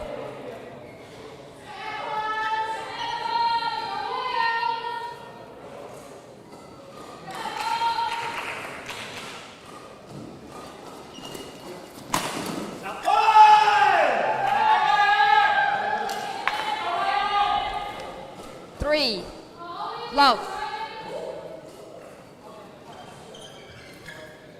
They look unstoppable.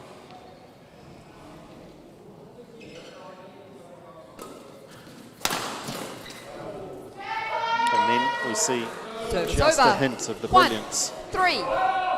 that could bring them back into the match.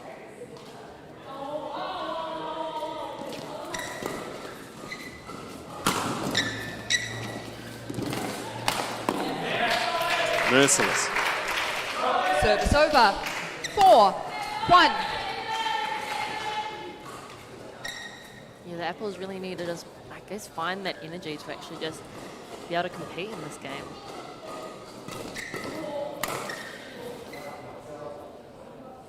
Service over. 2-4.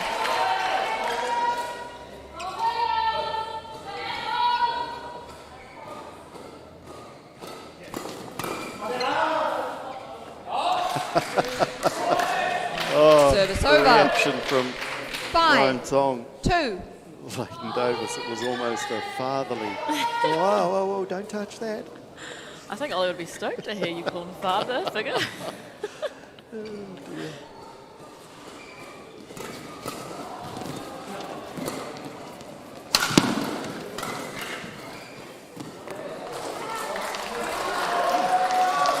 Service over. 3-5. Dackman needs to grab this game by the scruff of the neck here. He's got to say, I'll lead us back into it. Service over.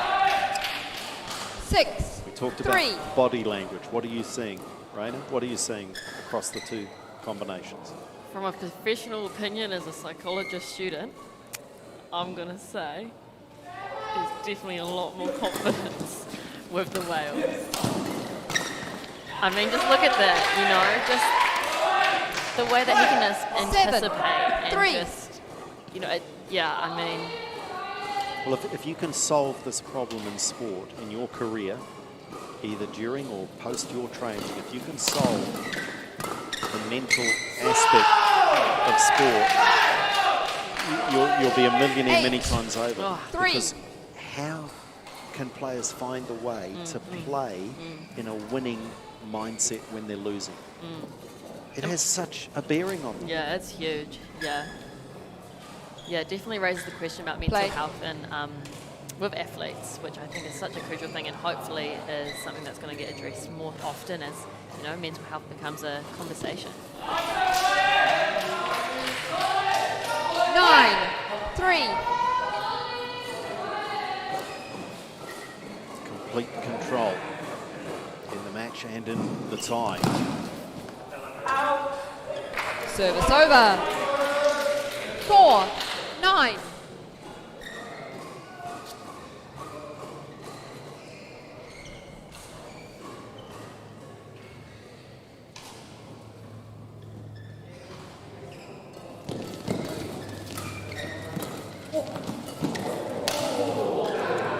Well, they deserve a bit of luck. Yeah.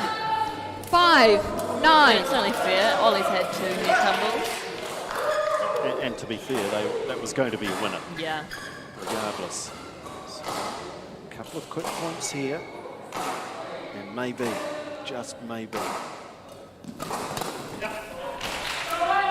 We really need to stop talking. 10. Match point. 5. Well, this has been a superb performance.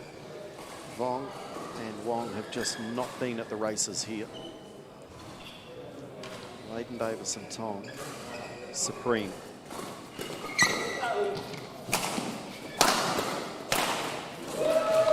Wait a little longer though. Service over. 6, 10.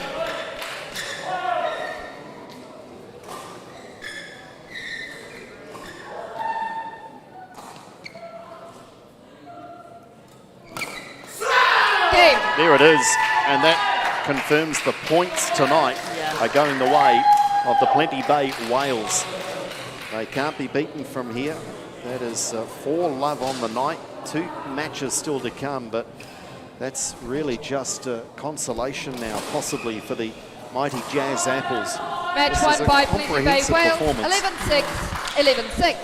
And Leighton Davis and Tong, they just never missed a trick, did they? Just wonderful combination. And you described it, that it wasn't Leighton Davis trying to dominate the game.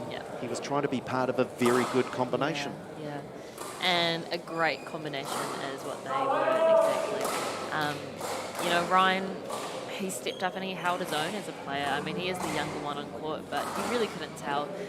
He did just as much and had just as big of a part as Ollie did in bringing that win and bringing that final tie score of the 4th winning game for the Plenty Bay Whales.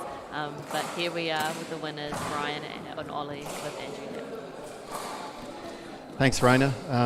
Wow, what a performance for you guys, but what a performance by the team. You've wrapped it up 4-love. Did you think of that as a possibility at the start of the night tonight? I mean, obviously you got to go into the game thinking like, oh, I'm going to win everything, but I didn't think, shout out to Andy, I didn't think he was going to win the singles, but he really did, so it's really a bonus, and now that we popped off, all of us popped off, it's really good that we're up 4-0. Fantastic. And we were talking during the commentary that you guys looked like a seasoned combination. Ollie, you weren't trying to dominate. It was being a part of a really good combination. Have you had much time on the practice court, or there's the answer? I've had a couple of goes, enough maybe to put in a good performance like that. But yeah, no, it just gelled. Everything worked well tonight. Both performed our roles really, really well.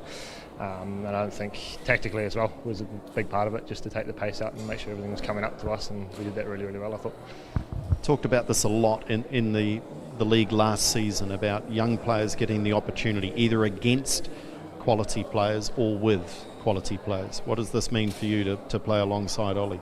It's like, I just feel happy because I get to learn from Ollie. Obviously, he's been like traveling around the world playing tournaments, and I get to take it all in, I guess, and he gets to teach me. And obviously, I'm still a rookie, so I don't know really what's happening. But so yeah, I'm grateful for it. Yeah. Is he like a father figure? No, you don't want to age him that much? Nah, he's more of a brother, an older brother. Day one, from day one. Good stuff, guys. Congratulations. Great performance. Well done. And the Whales just continue on their winning ways. A little bit of fun there with Ollie Leyden-Davis. He'll get me back, I'm sure, a little bit later tonight. But they're just playing for consolation points now, the Apples. There are 2 matches to play. Can they get on the board? The women's doubles is next.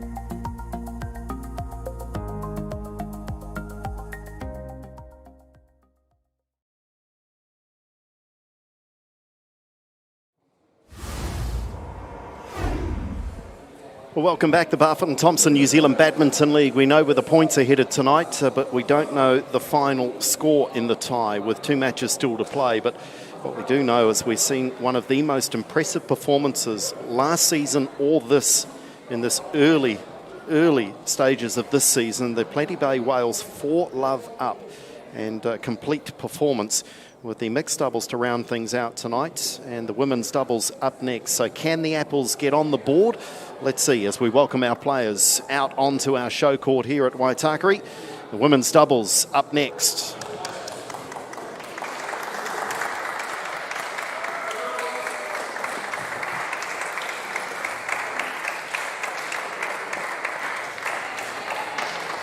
Raina Phillips alongside as we bring you these final two matches, and I think it's almost the same conversation that we had for Dackman and Evan. Can Erina and Sally play with a smile on their face? Can they just, I mean, the points are gone.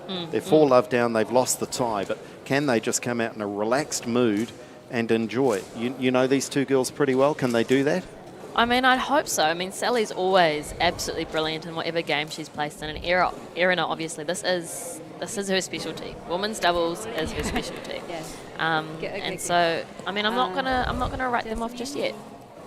Black or she's black. You win.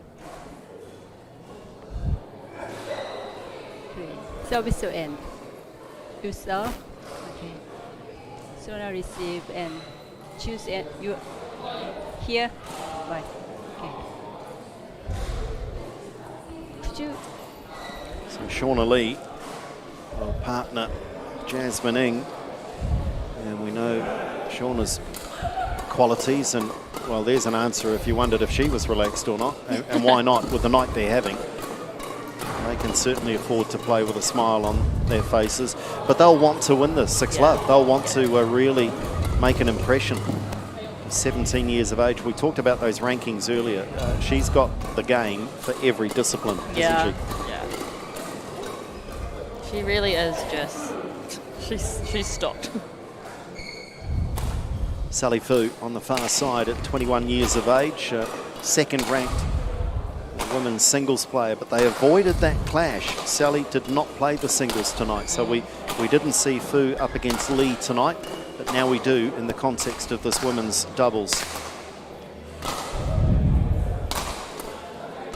Jasmine Ng, fifth ranked women's doubles player, already having tasted success tonight with a win in that 3v3 to kick off this impressive performance by the Wales. And Erina Calder-Hawkins, the last of our quartet at 22 years of age, listed these days as playing out of Auckland, but originally out of the Waikato? Yes, yeah. Waikato born and bred. Current ranking of 4 in women's doubles, 2 times a representative for New Zealand at the World Junior Championship. So it's come through with a wonderful CV through the junior ranks, and over the last couple of years has been impressive in the senior ranks. And as Raina said, women's doubles her specialty.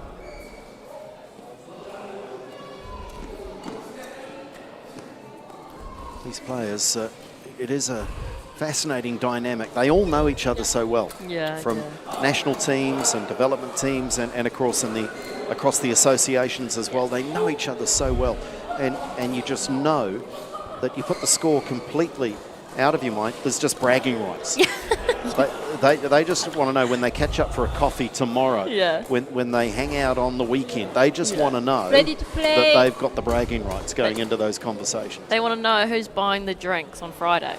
Yeah. But yeah, as you said, I mean, all of us players, you know, we've grown up right from juniors together. You know, every single senior player here has probably been playing since under 15s, under 13s, and so it's the same faces. But obviously that's just it's a cool thing just to see players develop through those years. Doesn't hurt the rivalry. If anything, at times it makes it even more intense.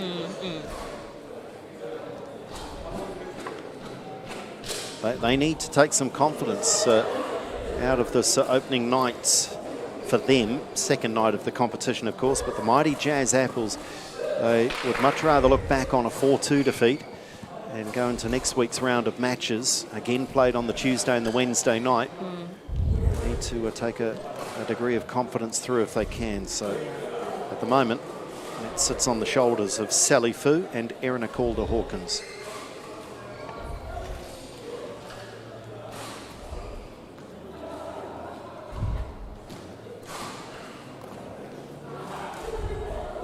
Incredible. Jasmine, just 24 years of age, but 7 years between those two players. Ladies and gentlemen, on my right, Plenty Bay Wales, represented by Shauna Lee and Jasmine Ng.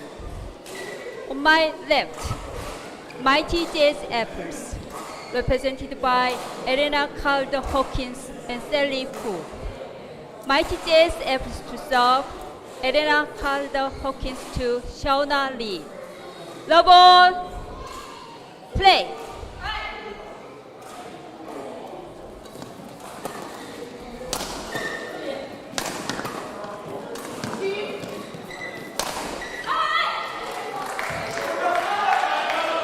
Bit of energy. 1. Look at Sally. Sally means business. So too, Erina, they need a good start.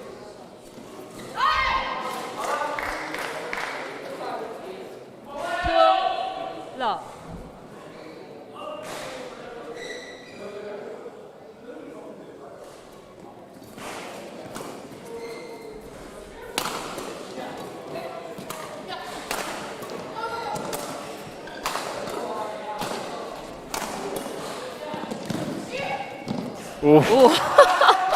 Erina almost crossing that line with the racket, but the shuttle didn't make it.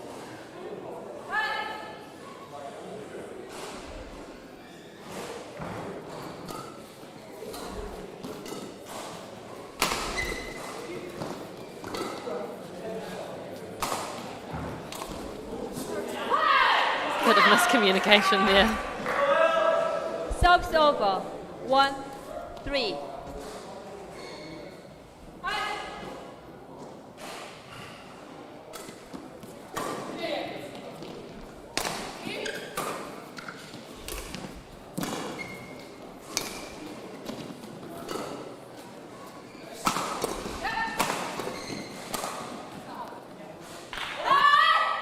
That's been called Correction good.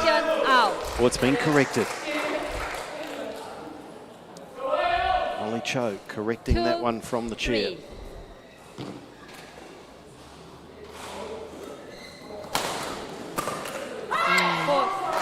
Not enough pace on that flick serve. Just invited the Serves offense over. from the Jazz Apples.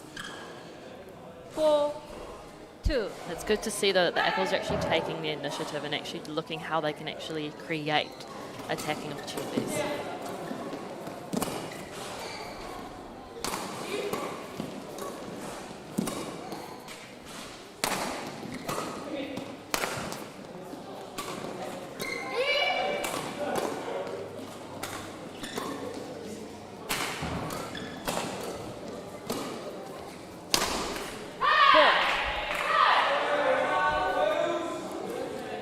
Serves over. 3-4.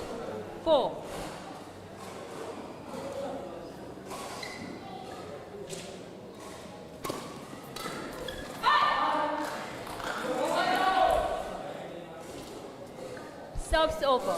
5-3.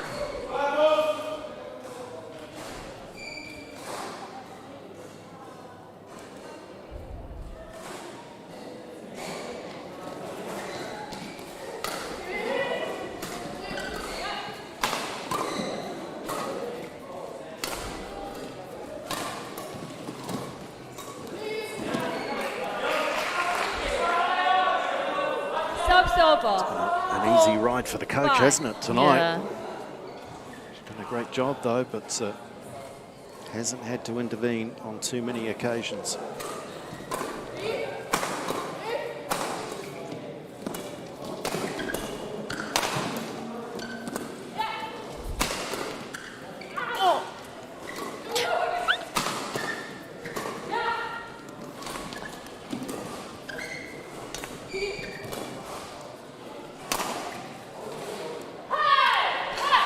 Right on the line, and midway through, Hawkins had injured herself. She missed, and she thought they'd lost the point, but Sally was there to cover her.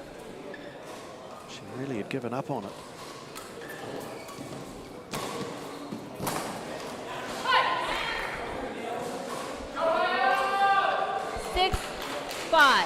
Good start by the mighty Jazz Apples has disappeared.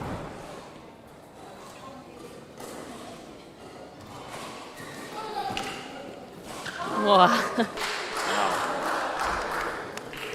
Serves over. 6-all.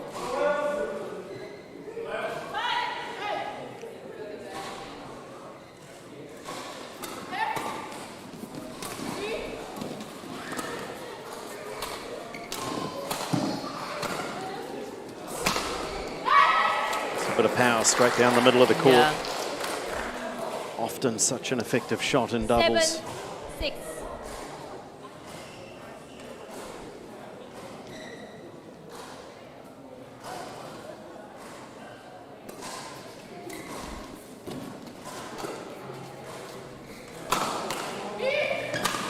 Great finish, Mirna. 8-6. Play.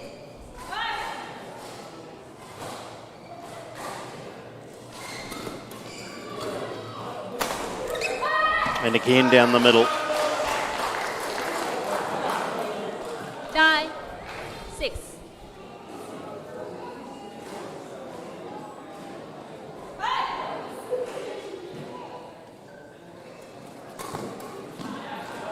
Good anticipation there from Shauna.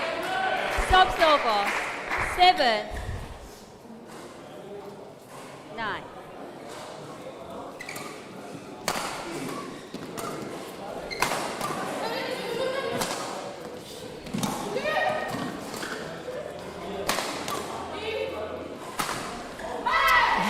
Down the middle is proving to be the right formula. Service over. 10, game point 7.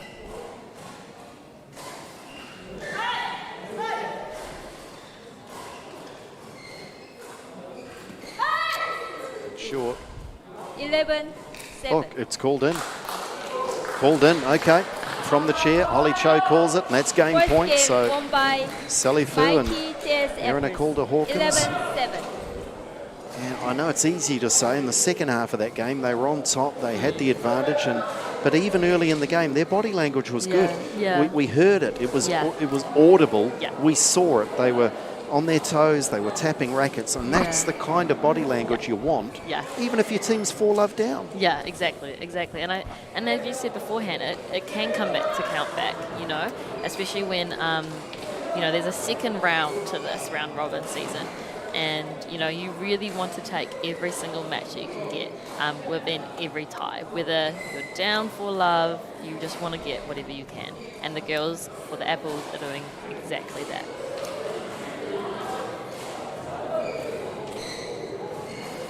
Griffin, happy enough, likes what he sees. Doesn't have to dwell too long on the chat here.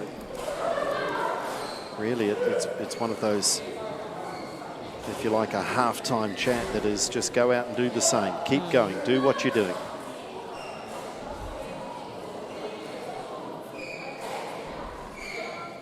Shauna and Jasmine. I think the area they need to just do a little work on is the communication on those shots down the centre of the court, And sometimes that's where the left and right hand combination may be, both their respective forehands just getting in the way at times. I mean, it is hard because obviously 10 seconds. for this 10 league, seconds. you're not always playing with your partners that you'd usually play with in other senior tournaments. And so Jasmine is probably used to playing with another right-hander, and so it's just readjusting and just thinking, okay, although I'd usually do this with this partner, I'm now playing with Shauna, Low ball. Play.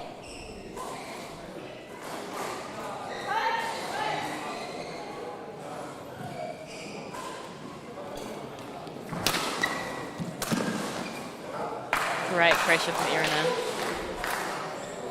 And you can really see it, like they're just trying to take every single point from the beginning of that point, and then just applying the pressure from the start.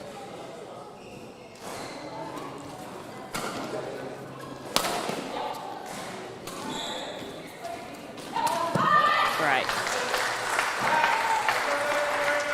And again, listen, it's easy to say from the commentary position, but just watching these two young ladies from the Mighty Jazz Apples, they just put the score out of their minds. Look at Sally, ready to go.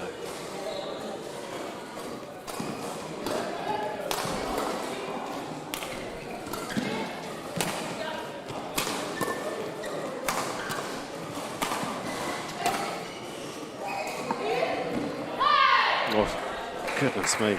We saw that in her singles, and we've seen Stops it there. over.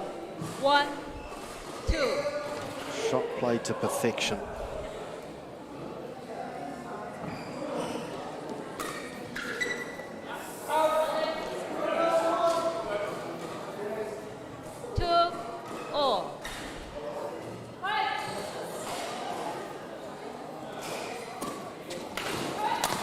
Great.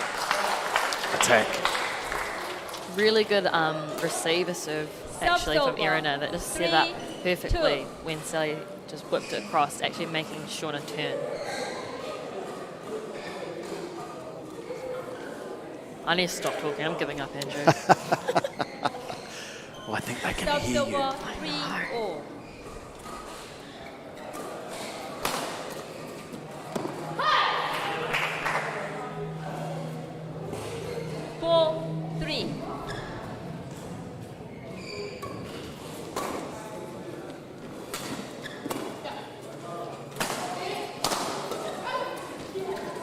Yeah, wow. Shauna, it was well seen by Irina. Shauna just got on her heels a little bit and was starting to head towards the back of the court, and Irina was good enough to recognise that and just took the pace off the shuttle. But, Shauna, a typical all-out effort. Yeah. She dives full length.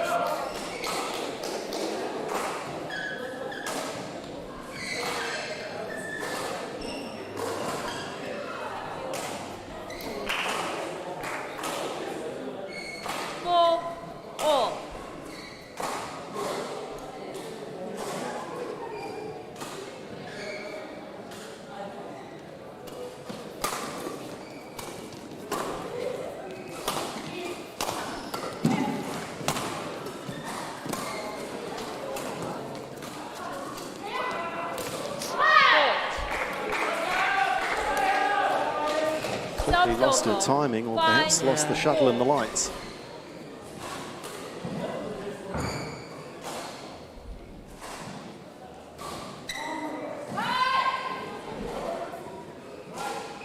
Serves over 5-all.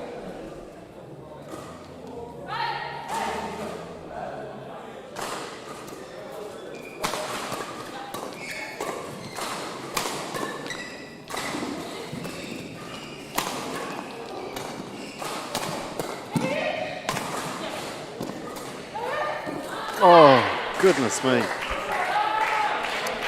That's where Irina needed a Shauna dive. Serves over 6-5. It's incredible, the touch required. Starting with that smash action, or certainly the deception as though you're going to play to the back of the court, and then just slowing. Yeah. Never tire of watching that shot. 7-5.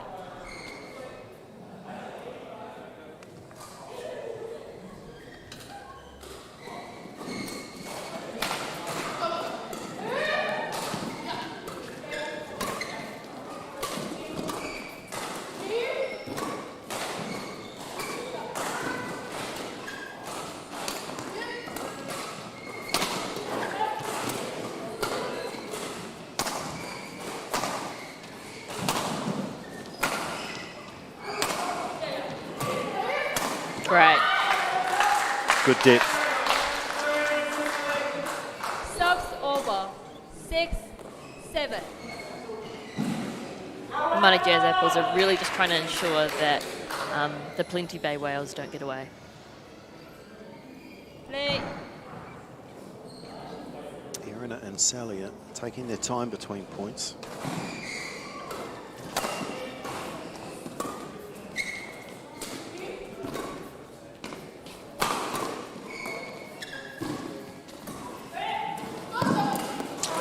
That was just lifted a little bit. She's so dominant on that forehand, isn't she, Shauna Lee, that when she does play the backhand there, just lifted. And we're ready to pounce. Crucial moments here now. Sally Fu and Irina Calder-Hawkins having taken the first game and have now drawn level and so close to a win and getting the first point on the board tonight. Oh, temptation. Subs over. 8-7.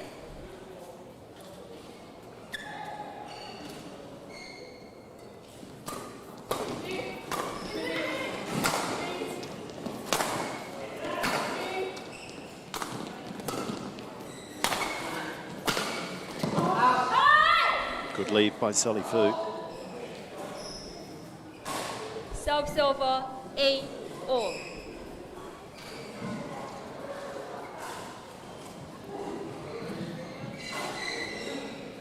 Little scoreboard malfunction, but we're back. We're good.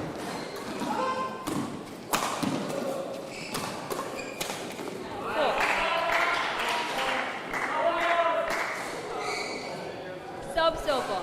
9-8.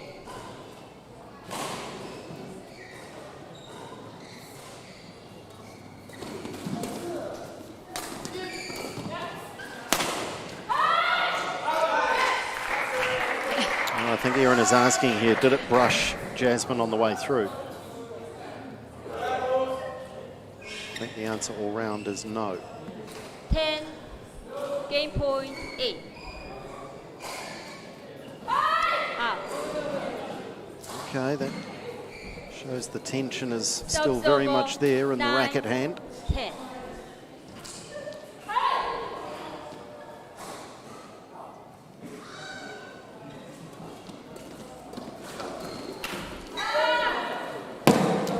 Mistake from Calder Hawkins, and we're 1-1. We go to a third, and we haven't had that too often tonight. Yeah. I think the only match, I haven't got the scores in front of me here, but Oscar Guo and Andy Rouse, that went to 3. 11-9. One game all. Plenty Bay Wales fighting back, and it has been an even encounter. There's not been much in this between these two combinations, and perhaps is it the team that eliminates the mistakes? I mean, we've seen a few unforced errors. Yeah. Is that going to be the difference? I think it's just about whichever team actually tries to take control of the net and just the rally. Because it's so easy just to get into a lifting and clear session. And it's just going to be who actually takes that initiative first. And I think you can actually see the person, like the team that takes the initiative, each point is the one that gets that point.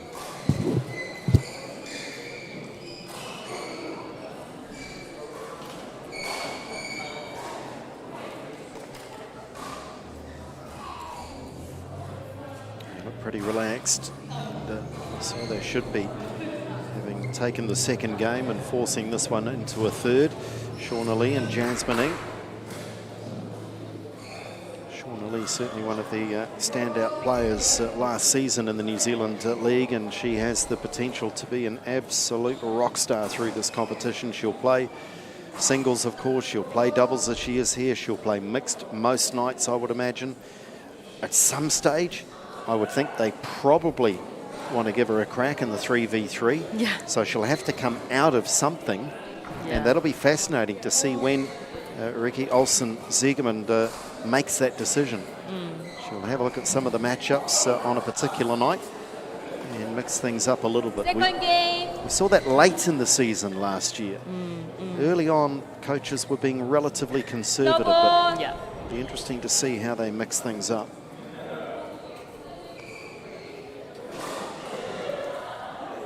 Play.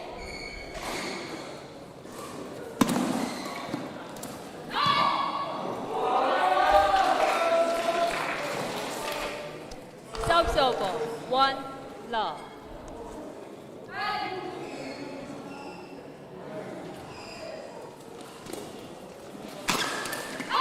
Bit of power.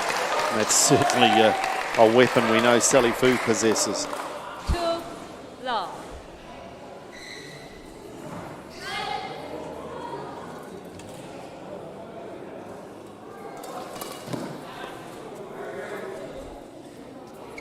Subs over.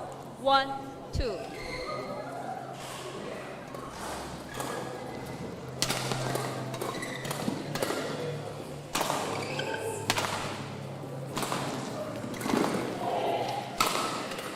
Oh, the scramble from Lee goes unrewarded. Subs over. 3-1.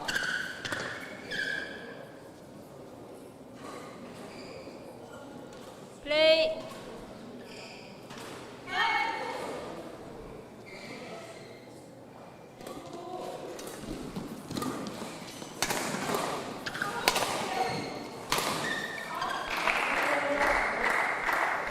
Serves over. 2-3. Little pause here while the other end of the court, Sally Fu just does the shoelace up. We're ready to go.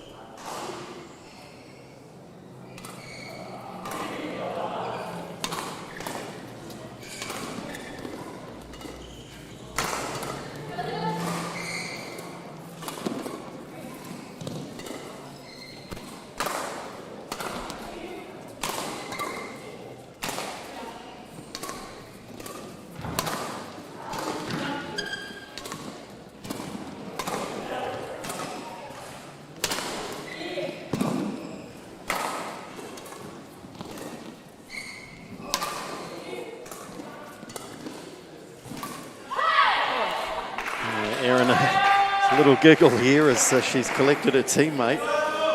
Just releases a little bit of the tension. That was an unfortunate end to a very good and long rally. Jasmine, change it.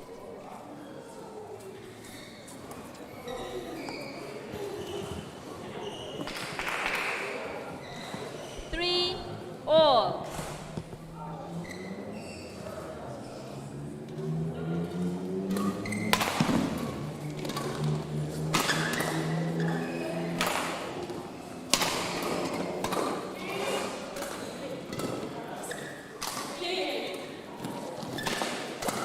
Well read, Jasmine Ng. Yeah. She was on the move very early there. 4-3. 4.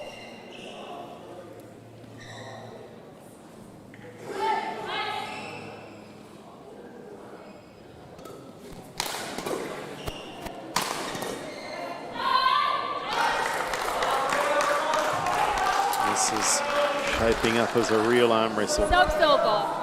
4-all. Play.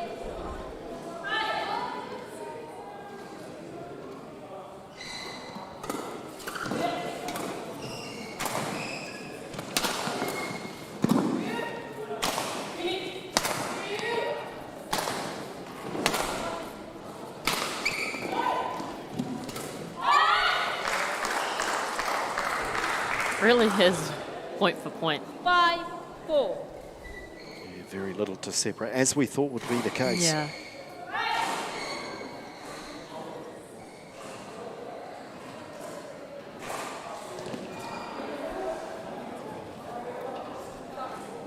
Serves over. Which makes those sorts of mistakes all the much more damaging.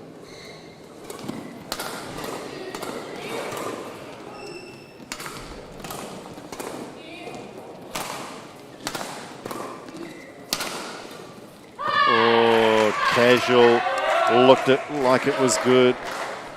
Just catching the tape. 6-5.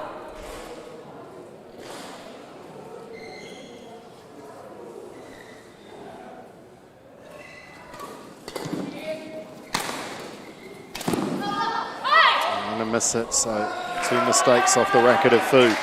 And the first hint of some separation here. 7-5.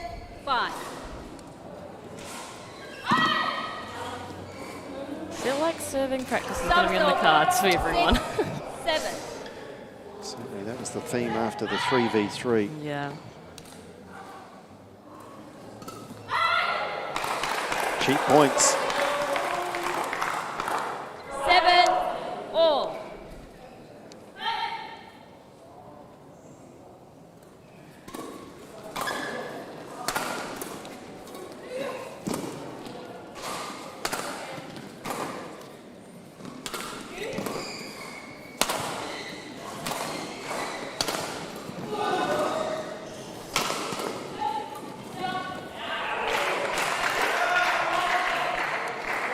Nervous moments now. 8-7. Both pairings, they can touch it. So close to a victory. Yeah.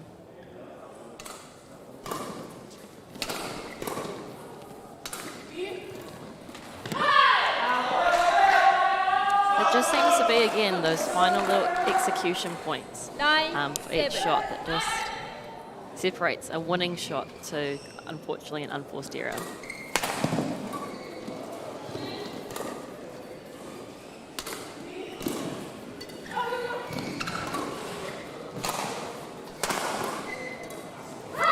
Just superb movement. Yeah. You know, sometimes it's the setting up of the point is actually about 3 or 4 shots back. Yeah. And Shauna Lee's anticipation was superb.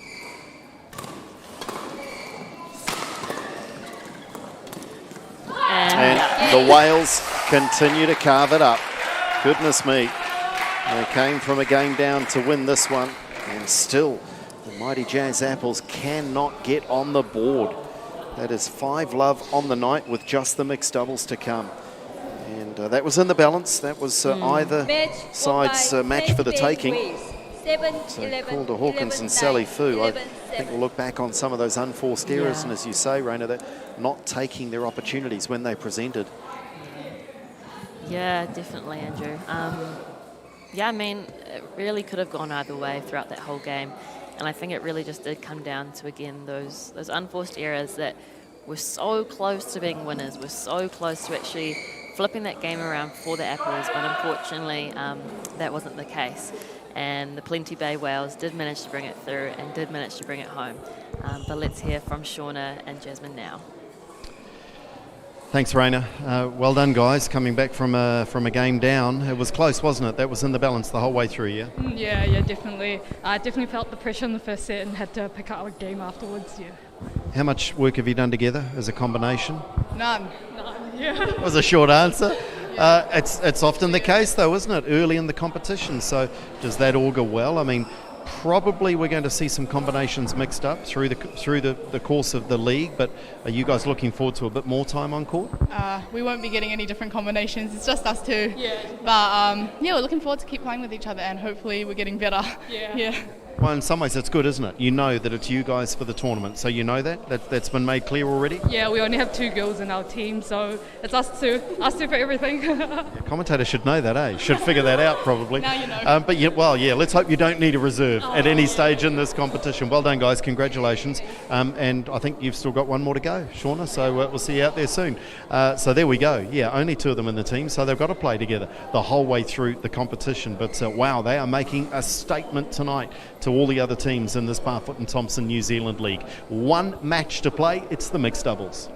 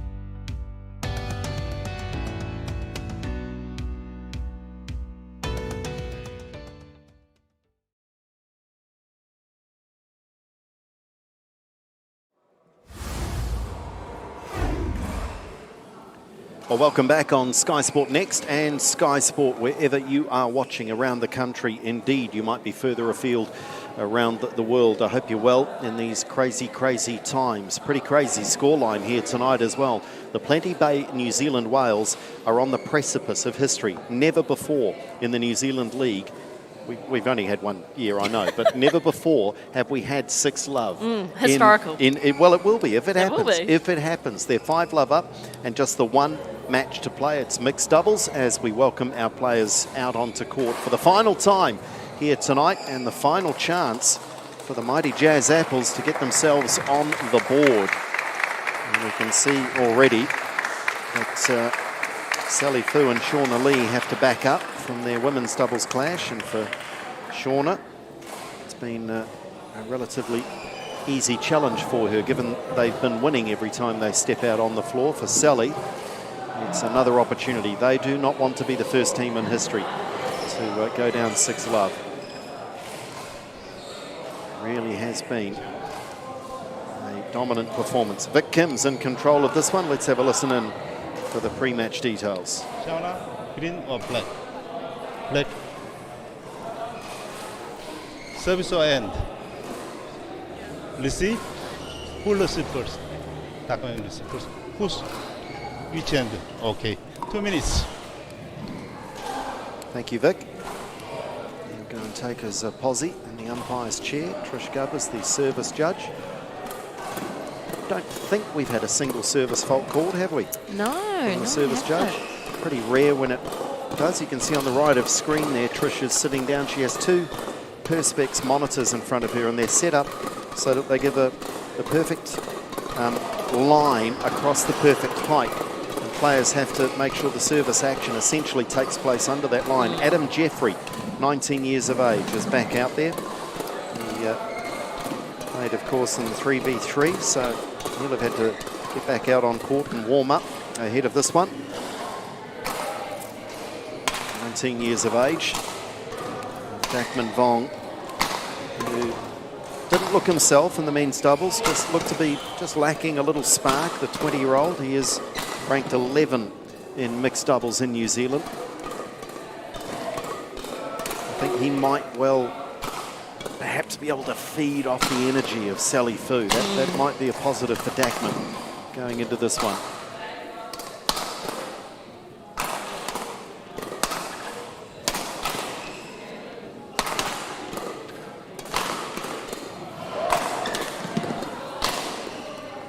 Here's Shauna, who's just been the star that we thought she was going to be for this team, taking out her singles, winning the doubles, and now trying to make it the trifecta at 17 years of age. Look at those rankings: 1 in singles, 3 in women's doubles, and 2 in mixed doubles. Badminton world at her feet. Sally Fu is not often seen in mixed doubles, as is evidenced by that ranking, but she's quality, and she can mix it up from the back of the court just as she can find that touch at the net. Can the mighty Jazz Apples avoid the donut? Plenty Bay Wales will be looking for some bragging rights here. Already we know they're top of the table because last night's match, of course, went to a golden game. So the 3 maximum points on offer weren't handed out. Next week we'll be at North Harbour Badminton. Week 3 we head into Sky City, and we have a little break, and then the second round takes place, and our grand final back at Sky City. But we'll give you all those dates, and you can check all of the action on all of the social media handles and tags and addresses and anything. all them website things. Ladies and gentlemen, here we go. On my right, Plenty Bay Wales, represented by Adam Jeffrey, Shauna Lee. And on my left, mighty Jazz Apples, represented by Takman Bong, Sally Fu. Plenty Bay Wales to serve, Shauna Lee to serve to Takman Bong. Level, play.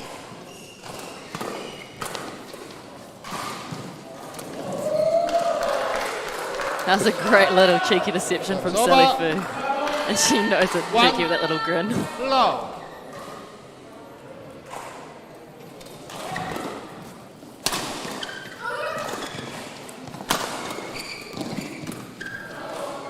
She has this ability to transform, doesn't she? She goes from this warrior princess look and she's got the game face on, and then she breaks out in that grin.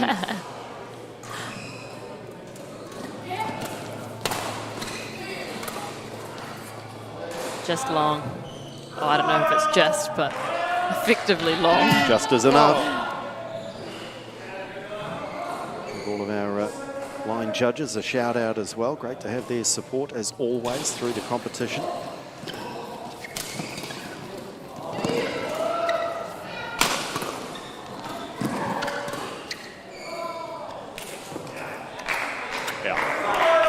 Line judge on that occasion was unsighted, but Dackman gave himself away.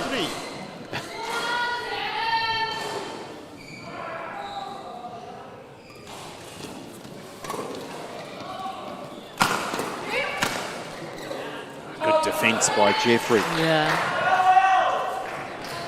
2-3.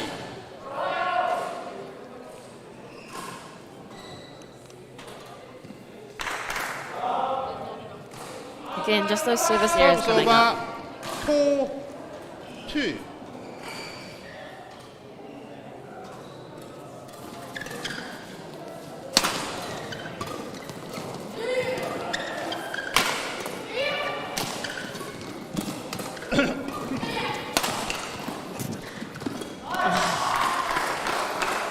Annoyed at herself.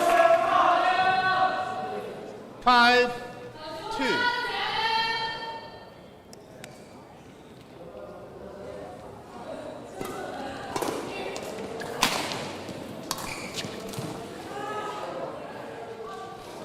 Bit too much angle on that one from Sally Fu. 3-5. Yeah, we're certainly seeing players try a few shots here. Yeah.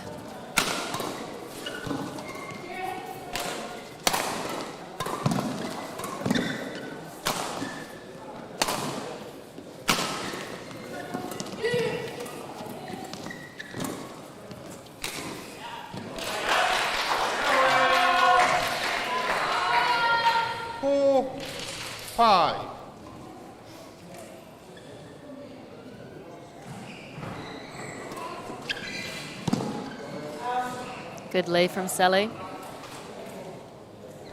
6-4.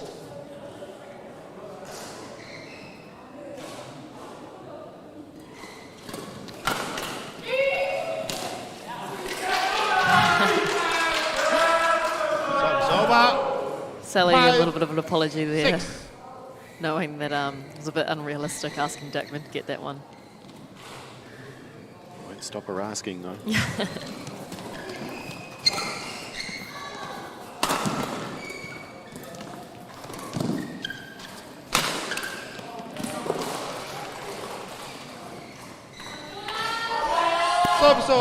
It's really incredible how much power and strength Dackman can actually generate.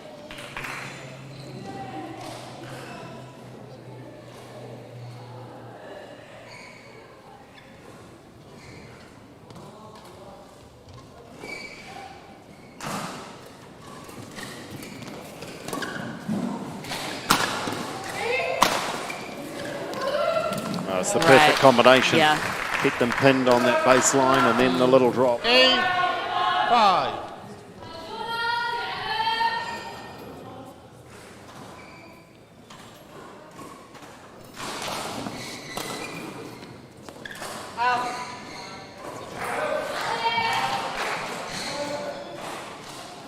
Service over. 6-8.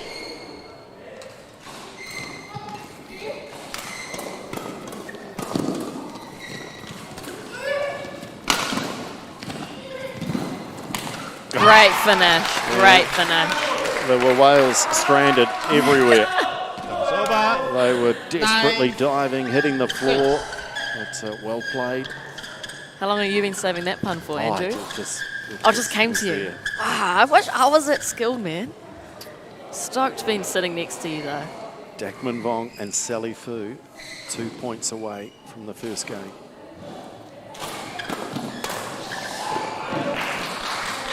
We're going to have to work for it though. It's over 7-9.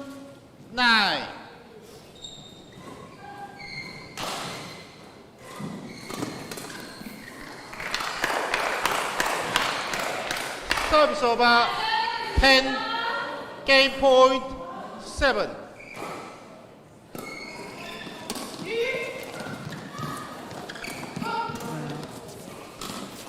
Yeah, you said it was a lovely shot from Sally, and then finished off in style by Dackman. And they take the first game. The mighty Jazz Apples. Can they take their first match? 7. Both combinations playing with a real freedom, Raina, and playing in a match that is, to be fair, it's consolation for the Apples and just the incentive to go 6-love for the Whales, but playing with a degree of freedom that perhaps we haven't seen so far tonight. Yeah.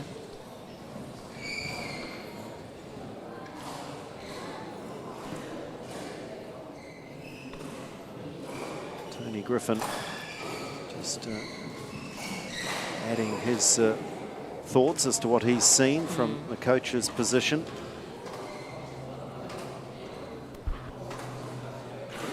I do think that a lot of what we've seen is just a result of momentum. They just got on that losing run, and when players came out on the court, it wasn't even their game. They came out in a new game, and they looked like they just played in the game and lost. I think and that's a learning curve in this league. It's a team environment. And you've got to be careful that you don't get too high on the highs and certainly don't get too low on the lows.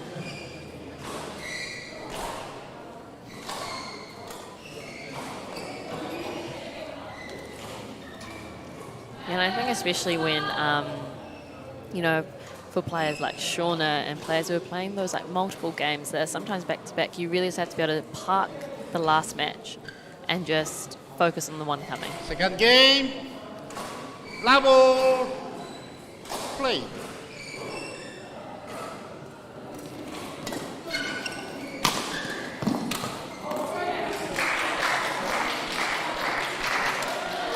Remember, it's never been done. 6-love in the New One Zealand League. Low.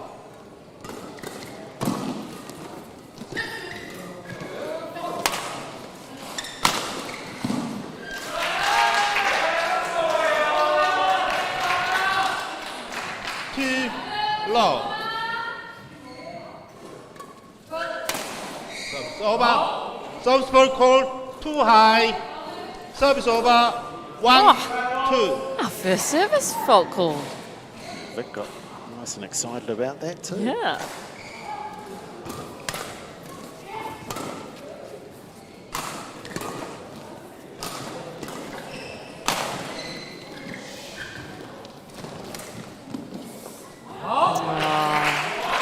How long has the new service rule been in?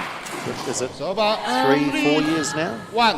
It's still actually quite recent. I know we've adopted it permanently in New Zealand. I think we first started using it in the 2019 New Zealand Nationals.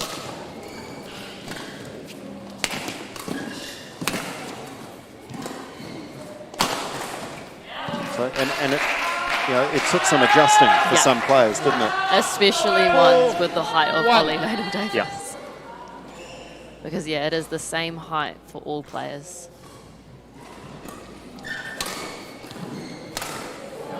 Brilliant from Dackman. Service over. 2-4.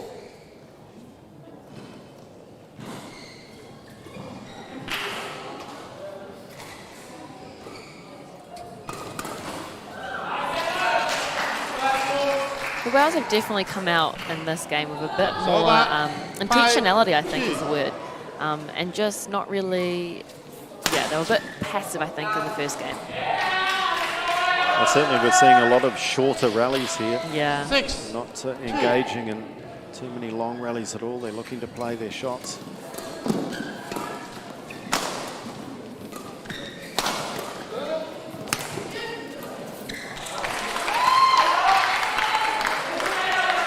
Over. 3-6.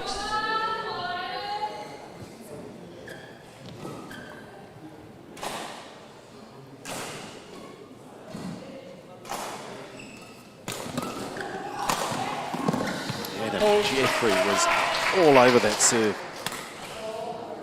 Service over, 7-3.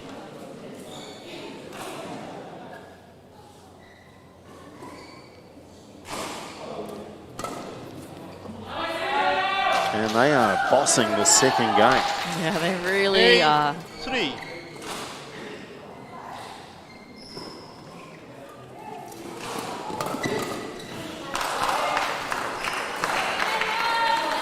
Service over, 4-8.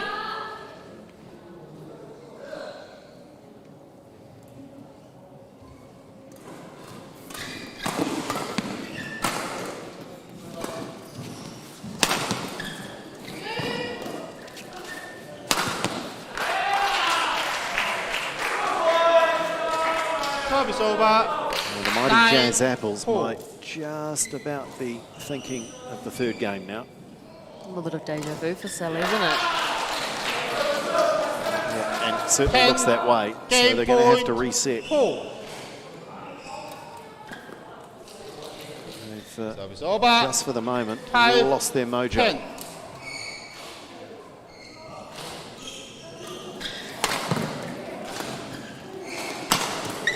And more to the point, I think Adam Jeffrey and Shauna Lee have found theirs. Yeah. Because About they 11-5. stepped it up big time. They were aggressive, they went for their shots, and Second they laid a game won marker by down here. Plenty Bay Wales, 11-5.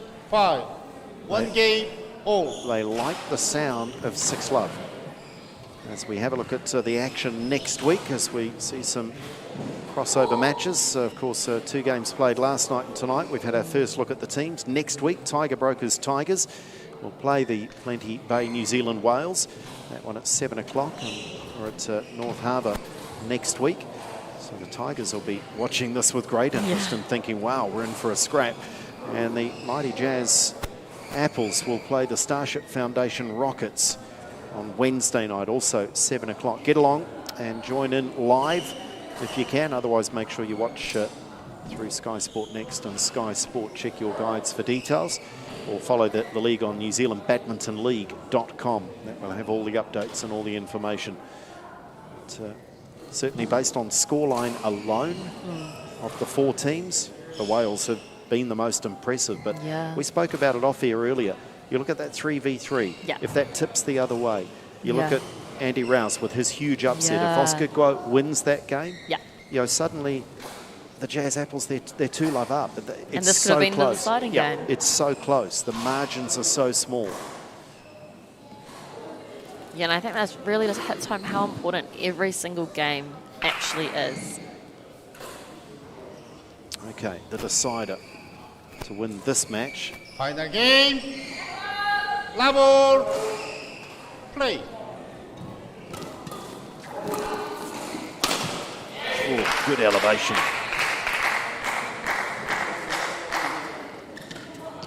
Tall unit already, but 1 love. fully extended Adam Jeffrey there. Out. Service over. 1-0.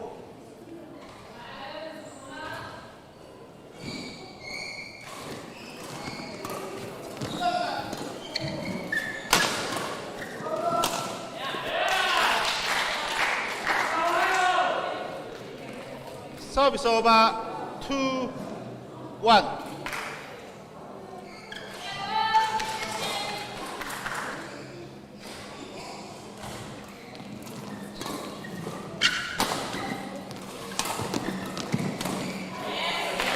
Hold.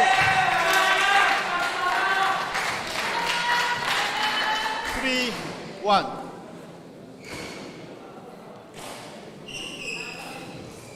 Sally Fu says time for a little delay. Yeah. Anything, just stop this momentum as quick as they can.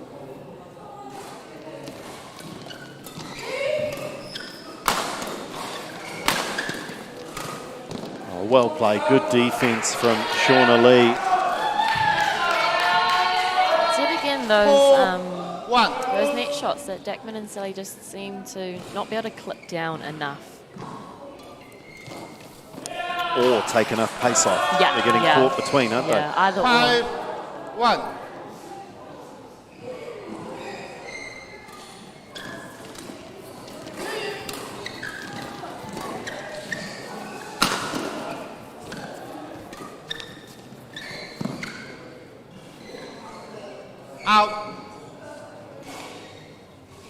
excited. Service over. Was the call from the line judge. 5.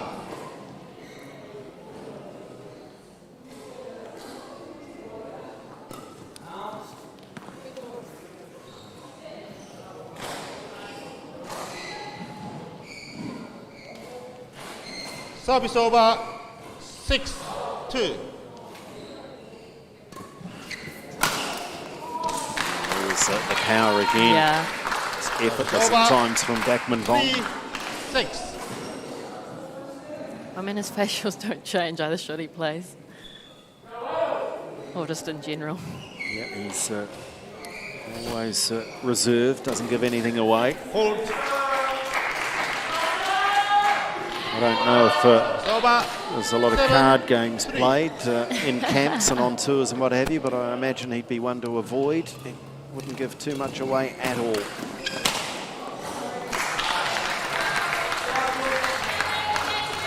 Service over. 4-7. He needs to serve his side back into this.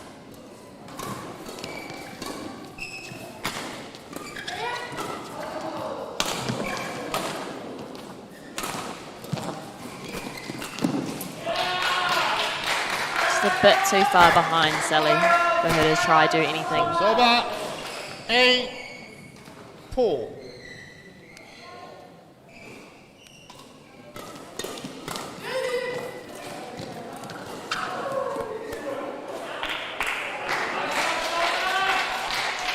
Hard to stop from here. Yeah. 9-4. It has been quite the turnaround.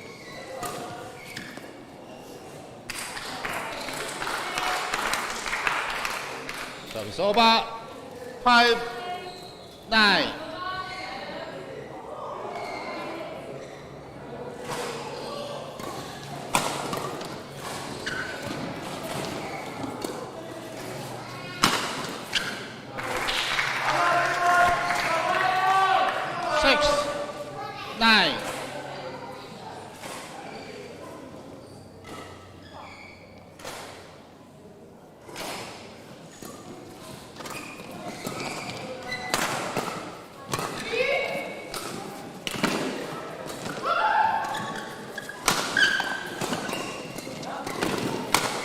Oh, there's only so many times she could dive and scramble and keep them in the point. She absolutely gives it everything, every rally. She really does.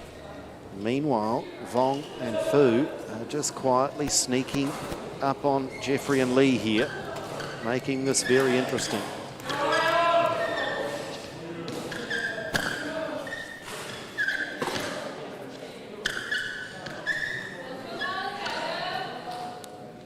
Seven, 9, play.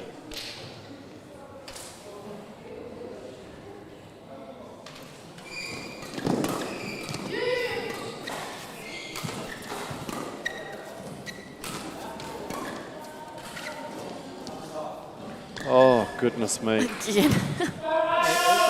can't be any bigger sinking feeling in the sport than watching that shuttle fall and knowing at about shoulder height, I've made a mistake. Yeah. And there's nothing you can do.